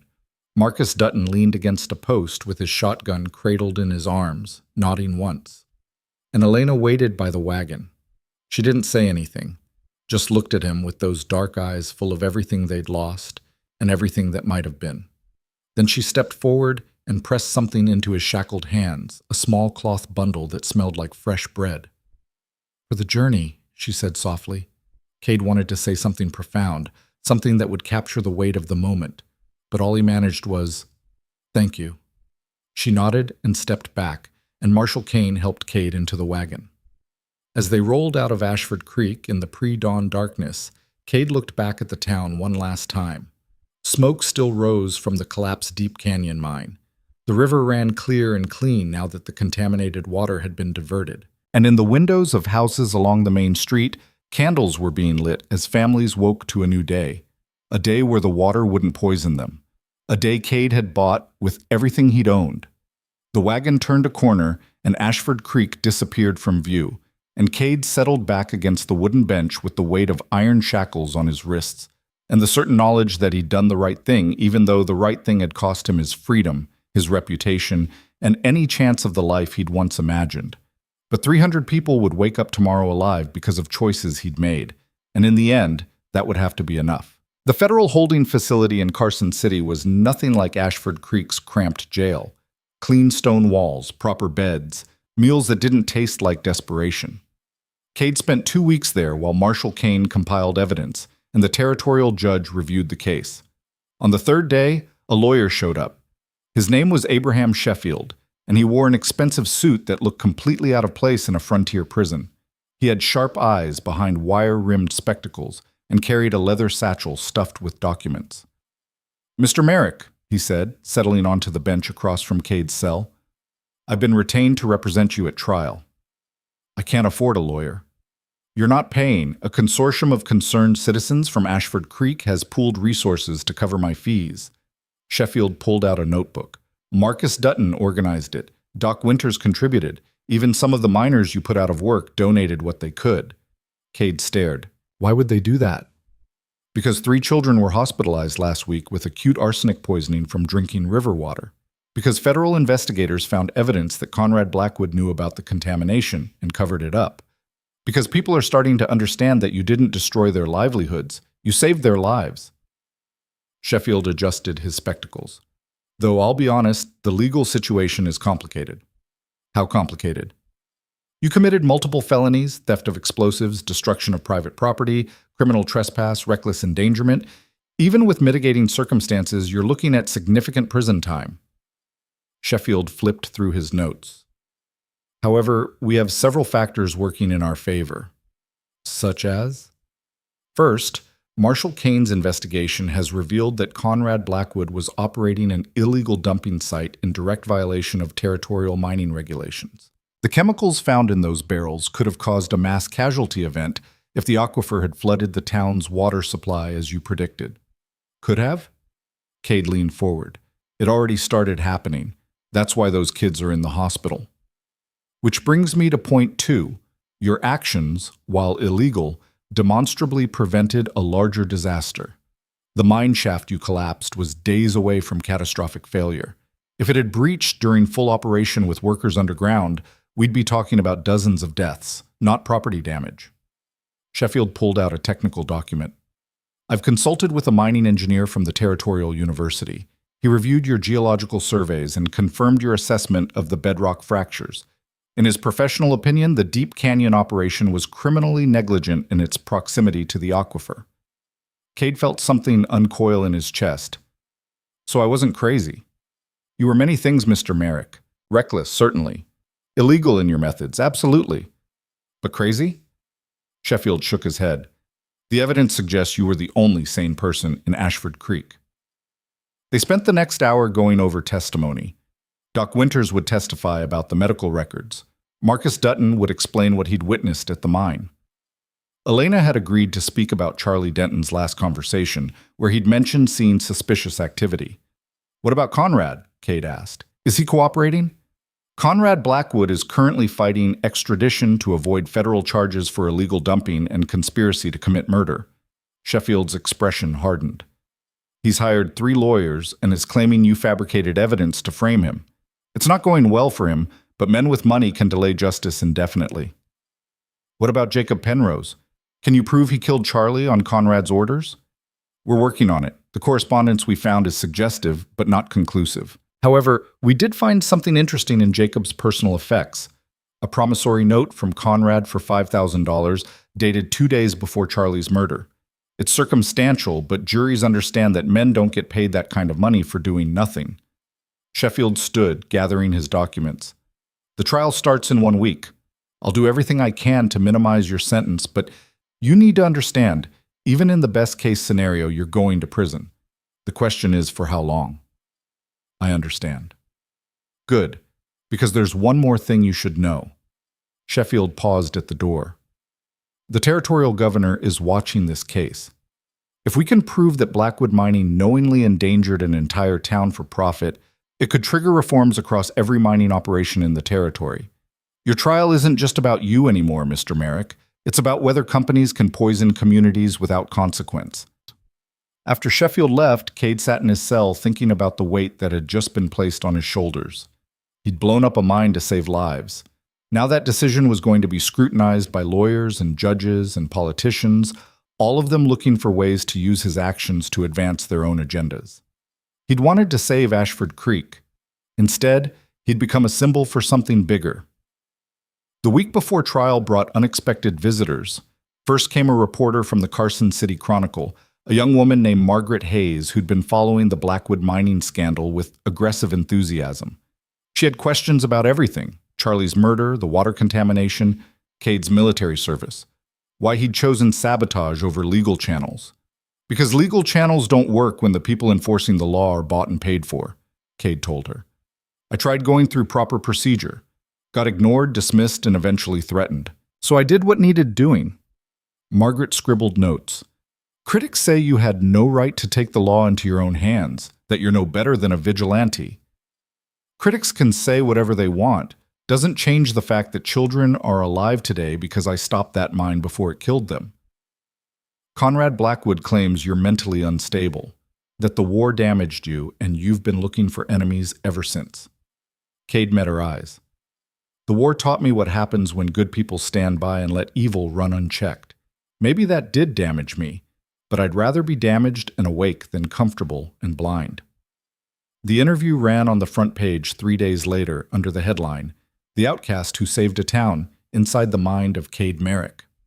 It painted him as a complicated figure, part hero, part criminal, entirely committed to doing what he thought was right, regardless of cost. Public opinion started to shift. Letters arrived at the prison from families in Ashford Creek, thanking him for saving their children. A petition circulated demanding reduced charges. Someone started a fund to help pay for his defense, and donations came from across the territory: miners who'd worked dangerous operations, families who'd lost loved ones to industrial negligence, people who were tired of watching companies put profits over human lives. Then, 6 days before trial, Elena came to visit. She looked different, thinner, older somehow, like the events of the past month had aged her beyond her years. But her eyes were clear, and her voice was steady when she sat across from him in the visitor's room. I'm testifying, she said without preamble, about Charlie's last conversation, about what he told you regarding the barrels at the mine. You don't have to do that. Conrad still has allies in town. They might make things difficult for your father's business. Let them try. Elena's jaw set in that stubborn way he remembered. Charlie was a good man. He deserves justice, and you deserve people standing up for the truth instead of hiding from it. I'm sorry, Cade said quietly, for putting you in this position, for leaving you behind when I went to war, for coming back different. You didn't come back different. You came back honest. Elena's eyes were wet. The rest of us just got comfortable with lies. Small lies, convenient lies, the kind that let us sleep at night while our water got poisoned and our friends got murdered. She reached across the table and took his shackled hands. I loved you before the war, lost you during it. And I think I'm finding you again now. The real you. The one who'd rather burn everything down than let innocent people suffer. That might not be a man worth loving. Maybe not, but he's worth standing beside. She squeezed his hands once, then let go. I'll see you at the trial. Trial day arrived with unseasonable rain, dark clouds rolling over the Carson City courthouse like a biblical judgment. Cade was transported from the holding facility in shackles, surrounded by federal marshals, while crowds lined the streets on both sides. Some held signs demanding his release. Others called for hanging.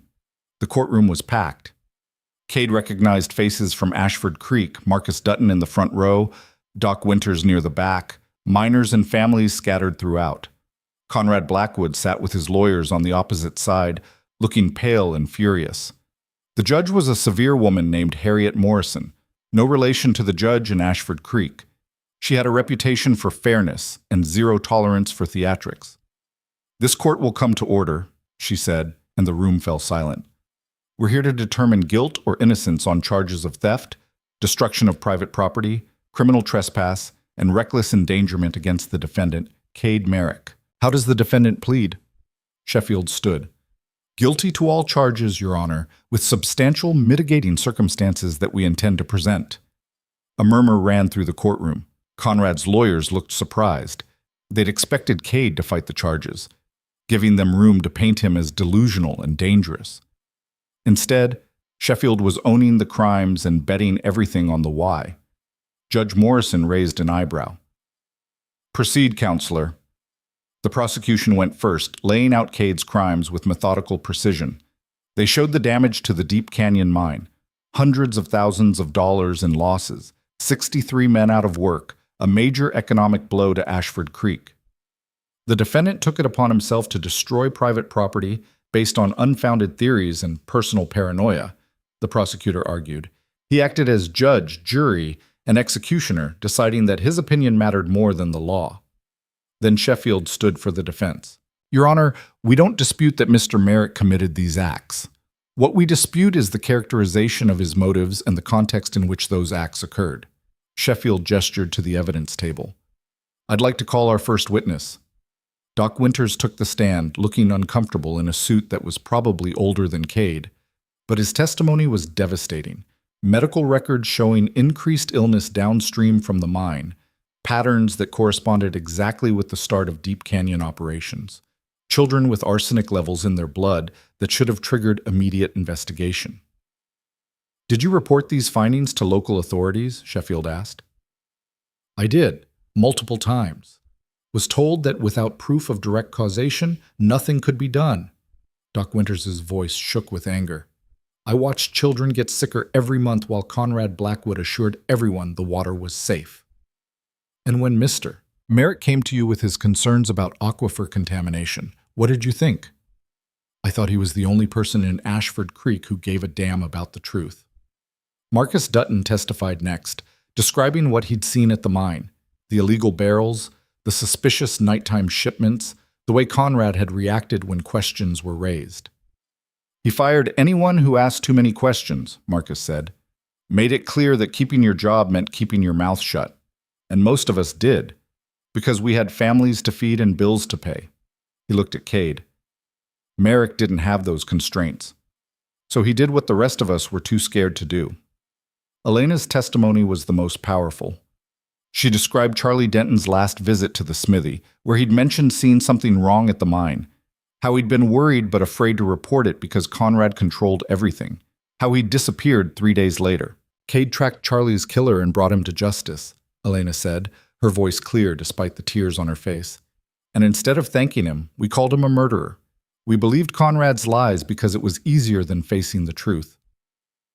Sheffield presented the geological surveys, the water samples, the correspondence between Conrad and his foreman discussing discreet disposal. He called the mining engineer who'd reviewed Cade's assessments and confirmed that the aquifer breach was not only possible, but inevitable. In your professional opinion, Sheffield asked, did Mr. Merrick's actions prevent a catastrophic failure? Without question, the engineer replied. If that mine had continued operating at its current trajectory, the aquifer would have flooded the main shaft within 2 to 3 weeks. The contamination event would have poisoned Ashford Creek's entire water supply. We'd be looking at hundreds of casualties, possibly more. The courtroom erupted. Judge Morrison had to bang her gavel 3 times to restore order. Conrad's lawyers tried to fight back, arguing that the contamination wasn't proven, that Cade had acted on speculation rather than fact, that private property rights couldn't be violated just because someone had a theory. But the evidence was overwhelming. The trial lasted 3 days.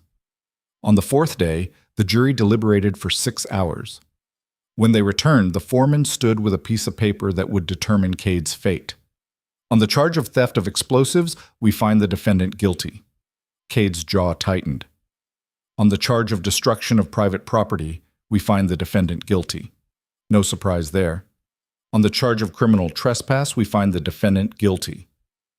3 for 3. Cade could feel the prison sentence settling onto his shoulders like iron weight. However, the foreman continued, we recommend maximum leniency in sentencing due to extraordinary mitigating circumstances. The defendant's actions, while illegal, demonstrably prevented loss of life on a catastrophic scale. Judge Morrison studied the verdict, then looked at Cade. Mr. Merrick, you've committed serious crimes. You violated property rights, endangered workers, and took the law into your own hands. These actions cannot be excused simply because your intentions were noble. She paused. However, the evidence presented at this trial suggests that you faced an impossible choice: allow a disaster to unfold through legal inaction, or prevent it through illegal action. You chose prevention. She leaned forward. This court sentences you to 18 months in territorial prison with credit for time served and eligibility for early release after 12 months contingent on good behavior. Additionally, you are ordered to pay restitution to Blackwood Mining in the amount of, she consulted her notes, $1. The courtroom exploded again. Conrad's lawyers were on their feet shouting objections. The prosecution looked stunned, and somewhere in the back of the room, Cade heard Marcus Dutton laugh, a sharp, victorious bark of sound. Judge Morrison banged her gavel. Furthermore, this court recommends that the territorial governor launch a full investigation into Blackwood Mining Company's operations across the territory with particular focus on environmental safety standards and worker protection. She looked directly at Conrad Blackwood. Mr. Blackwood, you are hereby ordered to appear before a federal grand jury to answer questions regarding illegal dumping, knowing endangerment of public health, and possible conspiracy to commit murder. Bailiff, take him into custody. Federal marshals moved toward Conrad, who went white. His lawyers tried to intervene, but the judge cut them off. This hearing is adjourned. Mr. Merrick, you'll be transported back to holding to begin serving your sentence. Court dismissed. The gavel came down with finality. Cade sat there, shackled hands resting on the table, trying to process what had just happened. 18 months. It could have been 20 years, could have been a noose. Instead, he'd gotten the lightest sentence the judge could legally impose. Sheffield gripped his shoulder. That's as close to vindication as the law allows, Mr. Merrick. The judge just told the whole territory that you were right. Cade watched as marshals led Conrad Blackwood out in handcuffs. The man who'd controlled Ashford Creek like a personal fiefdom, who'd ordered Charlie's murder and poisoned a town's water for profit, was finally facing consequences. It should have felt like victory. Instead, it felt like exhaustion. The marshals came to transport Cade back to holding, but before they could lead him out, Marcus pushed through the crowd. "Merrick," he called, "wait!" The marshals paused. Marcus reached them, breathing hard, and thrust out his hand. "Thank you," he said simply. "My daughter's recovering. Doc says if the contamination had continued another month, she wouldn't have made it. His voice cracked. You saved her life, saved all our lives. Cade took the offered hand, shackles clinking. I'm sorry about your job. Jobs can be replaced. Daughters can't. Marcus squeezed once, then stepped back. You need anything while you're serving time, you let me know. We'll take care of it. Other people pressed forward, miners wanting to shake his hand, families thanking him, even some of Conrad's former supporters admitting they'd been wrong. Elena pushed through the crowd last, her face streaked with tears. 18 months, she said. That's nothing. You'll be out before you know it. And then what? Then you come home. She said it with such certainty that Cade almost believed it. Ashford Creek owes you more than it can ever repay. The least we can do is give you a place to belong. The marshals led him away before he could respond, but he carried those words with him like a lantern in darkness. Back in the holding facility, Cade lay on his bunk and stared at the ceiling, trying to understand how his life had arrived at this point. A year ago, he'd been a respected ranger, protecting the town he loved. Now he was a convicted criminal serving time for sabotage. But Conrad Blackwood was in custody, facing murder charges. The Deep Canyon mine was permanently shut down, and 300 people in Ashford Creek were drinking clean water, alive because Cade had been willing to sacrifice everything to save them. Maybe that was enough. Maybe it had to be. 3 days later, Marshal Kane visited with unexpected news. The federal investigation has expanded, he said, settling onto the chair outside Cade's cell. They found evidence of similar illegal dumping at 4 other Blackwood mining operations across the territory. The governor's ordered all of them shut down pending environmental assessment. How many people were being poisoned? Thousands, potentially. Towns near each operation have reported increased illness patterns similar to what Doc Winters documented in Ashford Creek. Kane shook his head. You didn't just save one town, Merrick. You exposed a systematic pattern of corporate negligence that was killing people across the entire territory. Cade absorbed that. What about Conrad? Grand jury indicted him on 17 counts, including conspiracy to commit murder for Charlie Denton's death. Federal prosecutors found the promissory note to Jacob Penrose plus correspondence discussing resolving the freight hauler problem. It's not a signed confession, but it's close enough. He'll hire lawyers, delay the trial, eventually buy his way out. Maybe, but his company's finished. Assets are being seized to pay for environmental cleanup. Shareholders are jumping ship. The Blackwood name is poison now, no pun intended. Kane leaned back. You destroyed more than a mine shaft when you set those charges. You destroyed a whole system of corruption that people thought was too big to fight. After Kane left, Cade thought about that. He'd never intended to become a symbol or trigger territory-wide reforms. He just wanted to save the people drinking poisoned water in the town where he'd been born. But sometimes small acts of rebellion became something larger. Sometimes one man's refusal to accept convenient lies could crack open truths that threatened entire empires. Weeks passed in the rhythm of prison routine. Cade worked in the facility's woodshop, kept his head down, and counted days. Letters arrived regularly, updates from Marcus about cleanup efforts in Ashford Creek, notes from Doc Winters about declining illness rates, short messages from Elena that never said quite what Cade hoped they might say, but hinted at possibilities. 6 months into his sentence, Sheffield visited with news that the territorial governor wanted to commute Cade's sentence to time served in recognition of his service exposing corporate malfeasance. You'd be released immediately, Sheffield explained. The governor's calling you a whistleblower and a hero. There's talk of a formal apology from the territory. Cade considered it. What's the catch? No catch, just politics. The governor wants to be seen as tough on corporate crime going into the next election. Pardoning you plays well with voters who are tired of companies poisoning their communities. I don't want a pardon. I committed the crimes. I'll serve the time. Sheffield blinked. You're refusing early release? I destroyed property and broke laws. The fact that I had good reasons doesn't erase what I did. Cade met the lawyer's eyes. If the governor wants to reform mining regulations and hold companies accountable for poisoning people, that's good. But I'm not interested in being his political prop. That's unusually principled for a man sitting in prison. Or unusually stubborn. Hard to tell the difference sometimes. Sheffield left shaking his head, and Cade went back to serving his sentence on his own terms. 8 months in, Conrad Blackwood's trial began.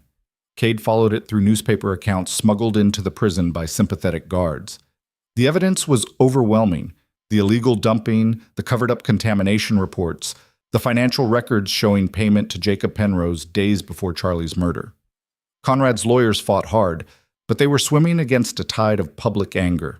The territorial governor had made corporate accountability his signature issue. Newspapers across the region were covering the trial like a morality play about greed and justice. The jury deliberated for 3 hours. Guilty on all counts. Conrad Blackwood, the man who'd owned Ashford Creek like personal property, who'd decided Charlie Denton's life was worth less than keeping secrets, who'd poisoned children to protect his profits, was sentenced to 25 years in federal prison.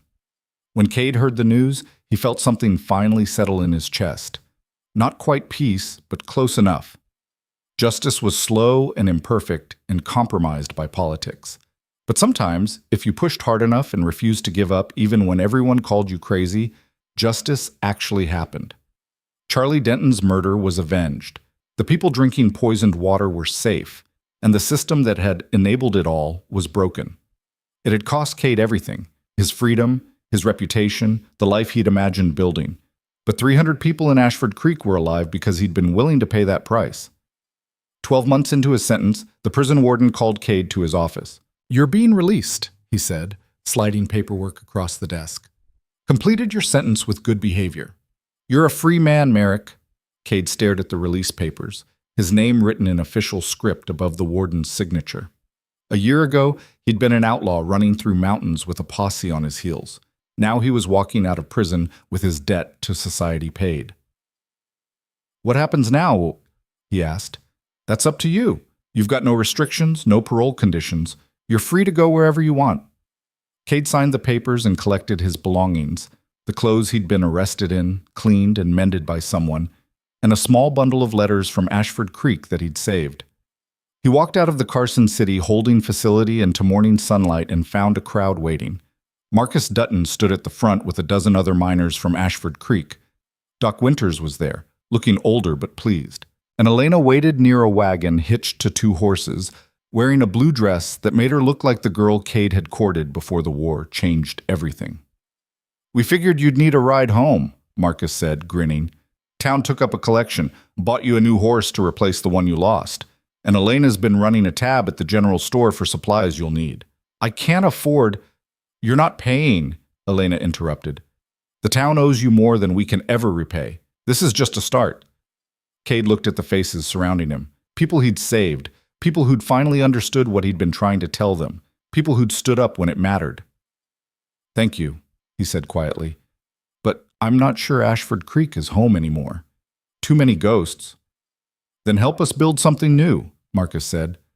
"The mining company's gone. The old guard's finished. We've got a chance to rebuild the town the right way. Clean water, honest work, nobody getting poisoned for profit. But we need someone who knows the difference between what's legal and what's right." "You want me to be a ranger again?" "We want you to be whatever you want to be. Just do it in Ashford Creek, with people who finally understand what you've been fighting for." Elena stepped forward. "I know I can't give you back the years we lost. Can't undo the pain or erase what you went through. But if you're willing to try again—" She held out her hand. "I'd like to see who we might become, together." Cade looked at her hand, at the crowd of people who'd traveled all the way from Ashford Creek to bring him home, at the open road leading back to the town he'd saved and the life he'd destroyed.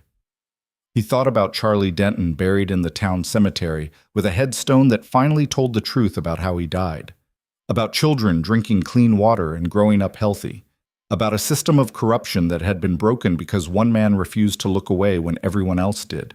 Maybe redemption wasn't about erasing the past. Maybe it was about building something better from the ruins. Cade took Elena's hand. "Let's go home," he said.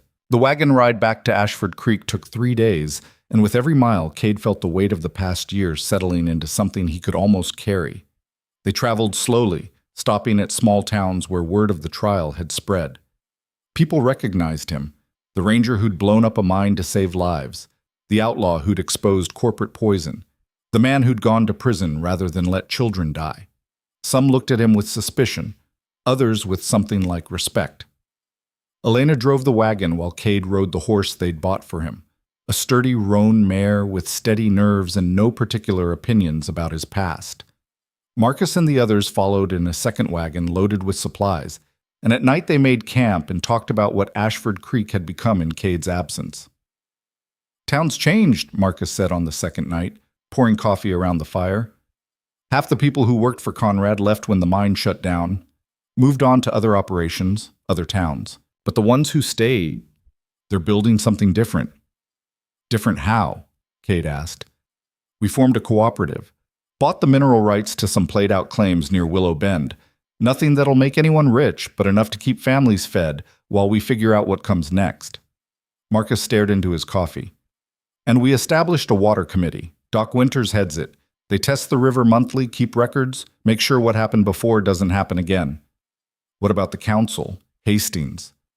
"Council dissolved itself after Conrad's trial, said they couldn't be trusted to govern after what they'd enabled. New elections are scheduled for next month." Marcus glanced at Cade. "Some folks want you to run." "I just got out of prison. For doing the right thing when nobody else would. That makes you more qualified than most of the people who've held office around here." Cade shook his head. "I'm not a politician." "No, you're a man who stands up when standing up needs doing. Town could use that." They reached Ashford Creek on the third day, cresting the ridge above town just as the sun was setting. Cade pulled the mare to a stop and looked down at the place that had exiled him, hunted him, and finally, reluctantly, understood him. It looked smaller than he remembered, more fragile, like a strong wind might blow it all away. "You ready?" Elena asked, pulling the wagon alongside him. "Not even a little bit." "Good, because if you were ready, it'd mean you'd forgotten what happened. And forgetting is how we ended up poisoning ourselves in the first place." They rode into town as darkness fell. Windows lit up along Main Street, the general store, the smithy, the hotel. The jail stood empty now. Tom Hastings, having resigned in disgrace after the trial, revealed how completely he'd been in Conrad's pocket. A crowd had gathered in the town square despite the late hour. Cade recognized faces, miners, shopkeepers, families he'd known his whole life. Some held lanterns. Others just stood in the darkness, waiting. The wagon stopped, and Cade dismounted slowly, every eye tracking his movement. An uncomfortable silence stretched out. Then someone started clapping. It was Billy Crane, the young miner who'd caught Cade at the powder magazine and let him go. Others joined in, Marcus, Doc Winters, families whose children had recovered from arsenic poisoning. The applause spread like a slow tide until the entire square was filled with the sound of hands coming together in acknowledgement. Cade stood there, not quite sure what to do with recognition after so many months of condemnation. Finally, Doc Winters stepped forward. "Welcome home, son. We've been waiting for you." "I'm not sure home's the right word anymore." "Then we'll make it the right word." The old doctor's eyes were fierce. "This town owes you a debt we can never fully repay, but we're damn well going to try." A woman pushed through the crowd, Sarah Denton, Charlie's widow. She looked older, worn down by grief, but her spine was straight when she stopped in front of Cade. "You avenged my husband," she said quietly, "brought his killer to justice when nobody else cared enough to try. And you suffered for it." She reached out and gripped his hand. "Thank you. Charlie would have done the same thing you did, if he'd been brave enough." Her words cracked something open in Cade's chest. He'd spent so long being the town outcast, the dangerous lunatic, the man who'd destroyed their livelihoods, that he'd forgotten what it felt like to be acknowledged as someone who'd done the right thing. "I'm sorry I couldn't save him," Cade managed. "You saved everyone else. That's enough." Other people came forward, each with their own gratitude, their own apologies for not standing with him sooner, their own stories of how the clean water had changed their lives. Cade listened to them all, accepting words he didn't quite know how to believe yet. Finally, the crowd dispersed, and Elena led him to a small house on the edge of town. "It was Charlie's," she explained. "Sarah couldn't bear to stay in it after he died. She offered it to you. Rent-free for the first year, and after that, we'll figure something out." Cade walked through the rooms, simple furniture, a wood stove, windows that looked out over Willow River running clean and clear in the moonlight. It wasn't much, but it was more than he'd expected to have when he walked out of prison that morning. You don't have to decide anything tonight, Elena said from the doorway. Just know that you have a place here, if you want it. What about you? Cade turned to face her. What do you want? Elena was quiet for a long moment. I want to rebuild what we lost, not go back to who we were before. That's impossible, but build something new from what's left. She stepped into the room. I want someone who understands that doing the right thing sometimes costs everything and chooses to do it anyway. I want a man who looks at a poisoned town and sees people worth saving instead of a lost cause. I'm not sure I'm that man anymore. Prison changes you. So does watching children die from drinking bad water. So does learning your whole town was built on lies. Elena's voice was steady. We're all changed, Cade. The question is whether we're changed in ways that can still fit together. Cade looked at her, this woman he'd loved before the war and lost during it, who'd been too scared to stand with him when it mattered and brave enough to stand for him when it counted. She wasn't perfect, neither was he. But maybe that was the point. I'd like to try, he said. Elena smiled, fragile and real. Then we'll try together. She left him alone in Charlie's house with a promise to return in the morning. And Cade spent his first night back in Ashford Creek, lying awake and listening to the river flow past outside. The next weeks unfolded in a rhythm Cade had almost forgotten. Wake with the sun, work with his hands, sleep when exhaustion finally claimed him. He helped Marcus at the cooperative mine, learning the difference between extracting ore for profit and extracting it sustainably. He worked with Doc Winters on the water committee, testing samples and documenting results. And slowly, carefully, he began rebuilding a life from the ruins of the old one. Not everyone was happy about his return. Some families whose breadwinners had lost jobs when the Deep Canyon mine collapsed still blamed him. They crossed the street when they saw him coming, muttered under their breath, made sure he knew he wasn't forgiven. Cade accepted that. He'd destroyed their livelihoods, even if he'd done it to save their lives. That kind of resentment didn't disappear just because the reasons were noble, but others made space for him. The general store started extending credit again. The hotel owner nodded when Cade walked past. Children who'd been sick and recovered would wave shyly from their mothers' sides. 2 months after his return, the territorial governor visited Ashford Creek. Governor William Hayes arrived with an entourage of officials and journalists, clearly intending to make political hay out of the Blackwood mining scandal. He gave a speech in the town square about corporate accountability and environmental protection, new regulations he'd signed into law, and the importance of listening to whistleblowers. Then he called Cade up onto the platform. Mr. Merrick, the governor said, shaking his hand for the cameras, on behalf of the territory, I want to thank you for your service in exposing corporate malfeasance that endangered thousands of lives. Your actions, while unorthodox, prevented a catastrophe. I served my time for those actions, Cade replied evenly.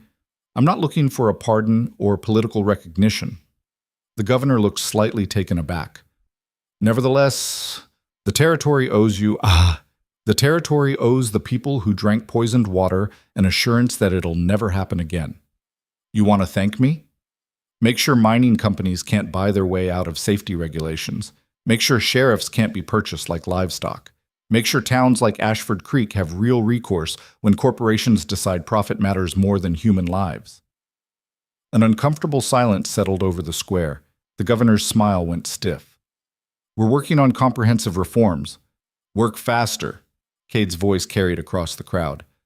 Because there are towns all over this territory where companies are still dumping poison into the water, still cutting corners on safety, still treating workers like disposable equipment. Conrad Blackwood wasn't unique.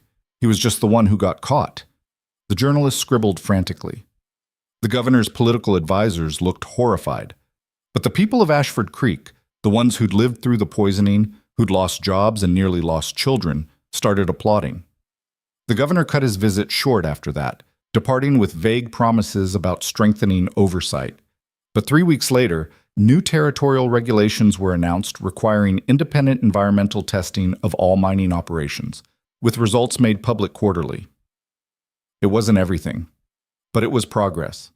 The elections came and went. Marcus Dutton was elected to the new town council, along with 4 others who'd stood against Conrad's corruption. They immediately voted to establish a citizen review board for any future industrial operations, with veto power over projects that threaten public health. Doc Winters was appointed chief medical officer with authority to shut down any business suspected of environmental contamination until testing could be completed, and they offered Cade a position as town ranger again. He turned it down. "I appreciate the offer," he told the council, "but I'm done working for people who might decide tomorrow that my job is worth less than corporate convenience. I'll help when help's needed, but I'm not pinning on a badge and pretending authority means anything when the powerful decide to ignore it." "What will you do instead?" Marcus asked. "Haven't figured that out yet, but I'll do it on my own terms." In the end, Cade found work as a water surveyor, traveling to mining towns across the territory, testing water sources, documenting contamination, and filing reports with territorial authorities. It was solitary work that took him away from Ashford Creek for weeks at a time, but it was honest, and it mattered, and nobody could tell him to ignore evidence because it was inconvenient. Elena went with him sometimes, learning to read geological surveys and test water samples.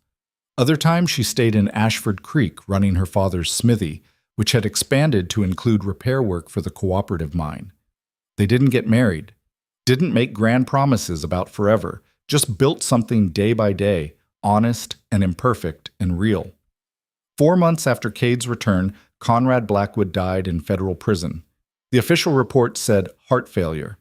Unofficial rumors suggested he'd been killed by other inmates who didn't appreciate rich men who'd poisoned children. Either way, he was gone, and with him went the last remnant of the empire he'd built on lies and poison. When the news reached Ashford Creek, Cade felt nothing. No satisfaction, no closure. Just a hollow recognition that some debts could never be fully paid, and some justice came too late to matter. He was sitting by Willow River when Sarah Denton found him. "Heard about Conrad," she said, settling onto the bank beside him. "Yeah. You feel anything about it?" "Should I?" "I don't know.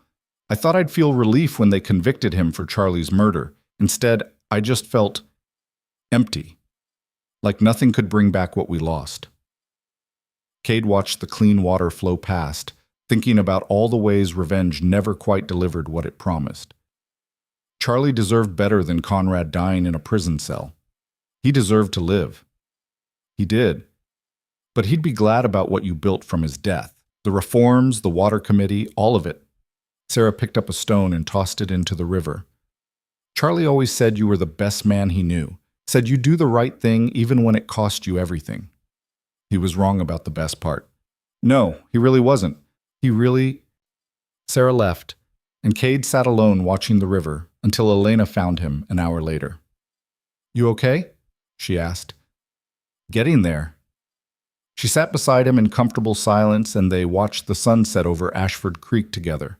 Two imperfect people who'd survived poison and prison and the long, hard work of rebuilding trust. 6 months after his return, Cade was surveying water sources near Copper Ridge when he found something that made his blood run cold. A new mining operation had started drilling into the mountainside. Small outfit, independent operators who probably didn't have the resources for proper environmental testing.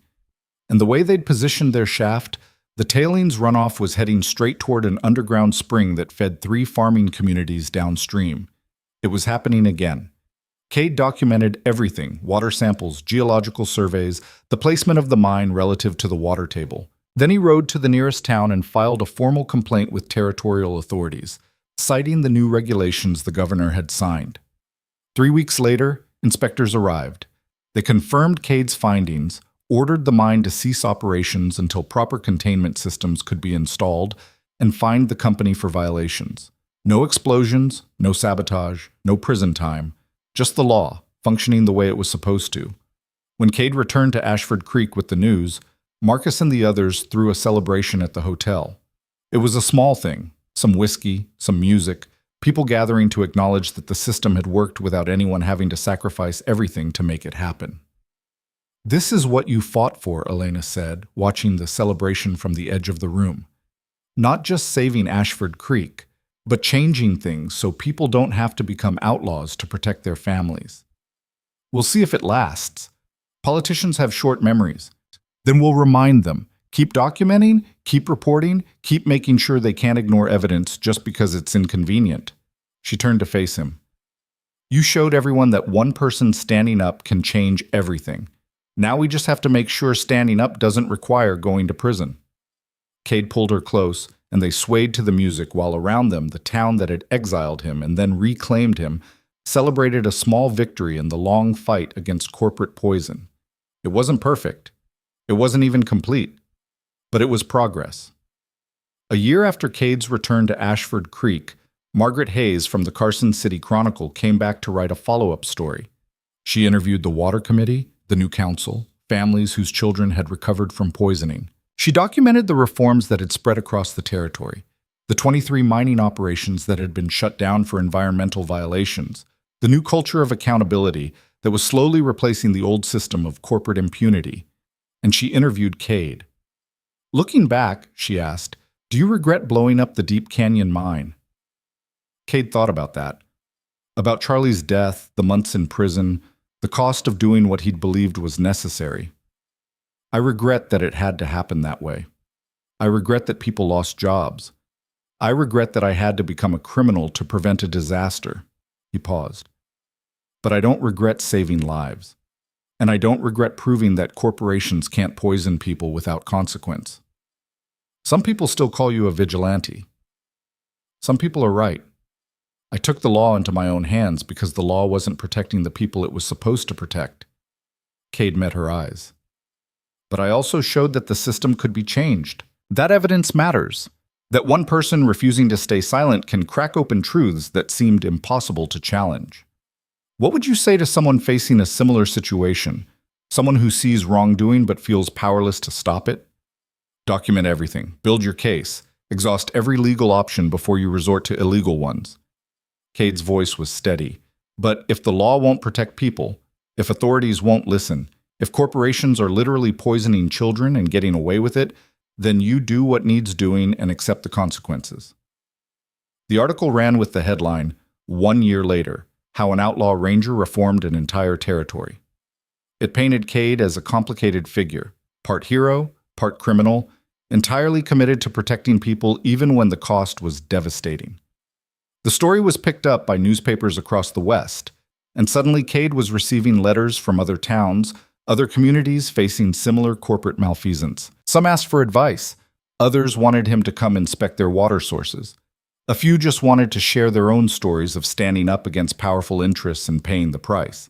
Cade answered every letter, traveled to towns that couldn't afford their own surveyors, filed reports that triggered inspections and investigations. And slowly, incrementally, the culture began to shift.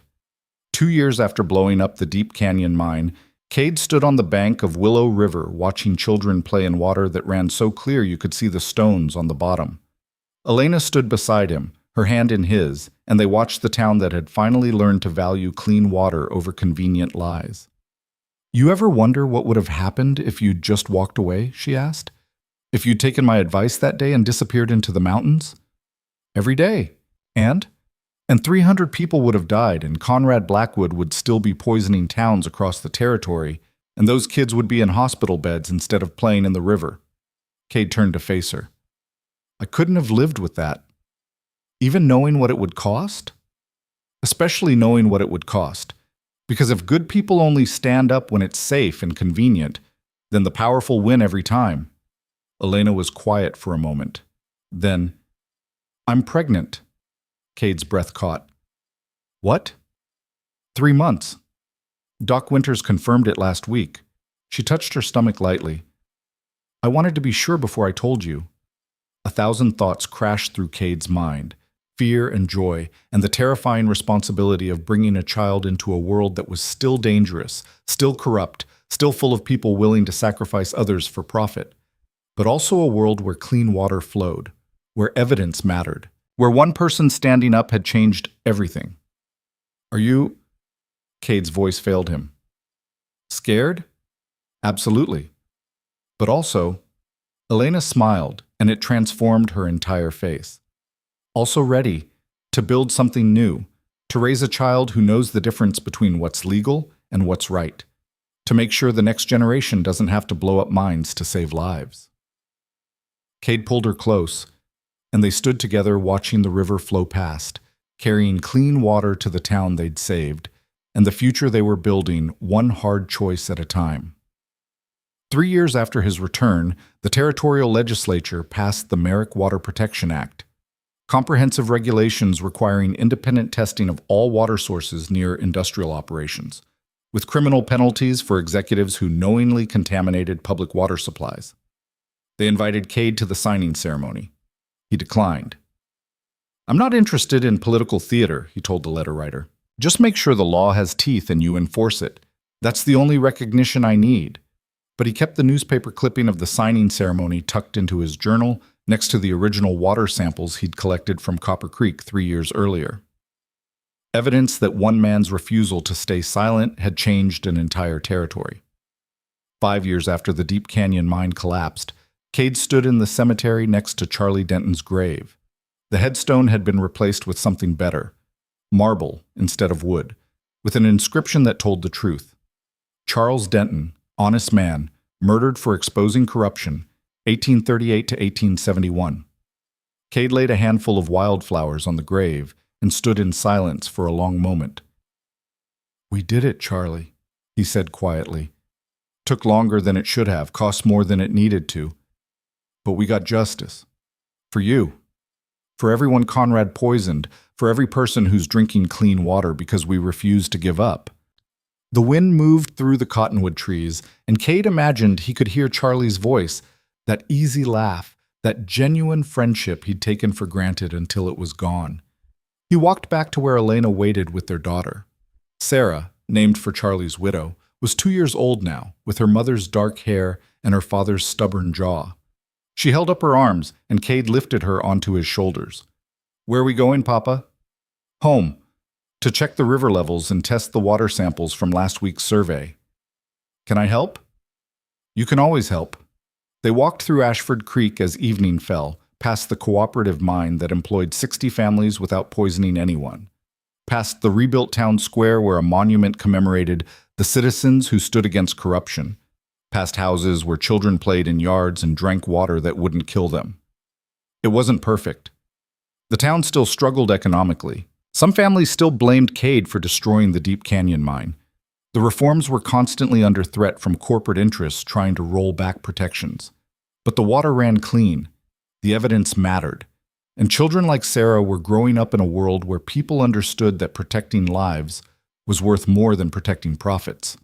That night, Cade sat on the porch of Charlie's house, his house now, with Elena beside him and Sarah asleep inside.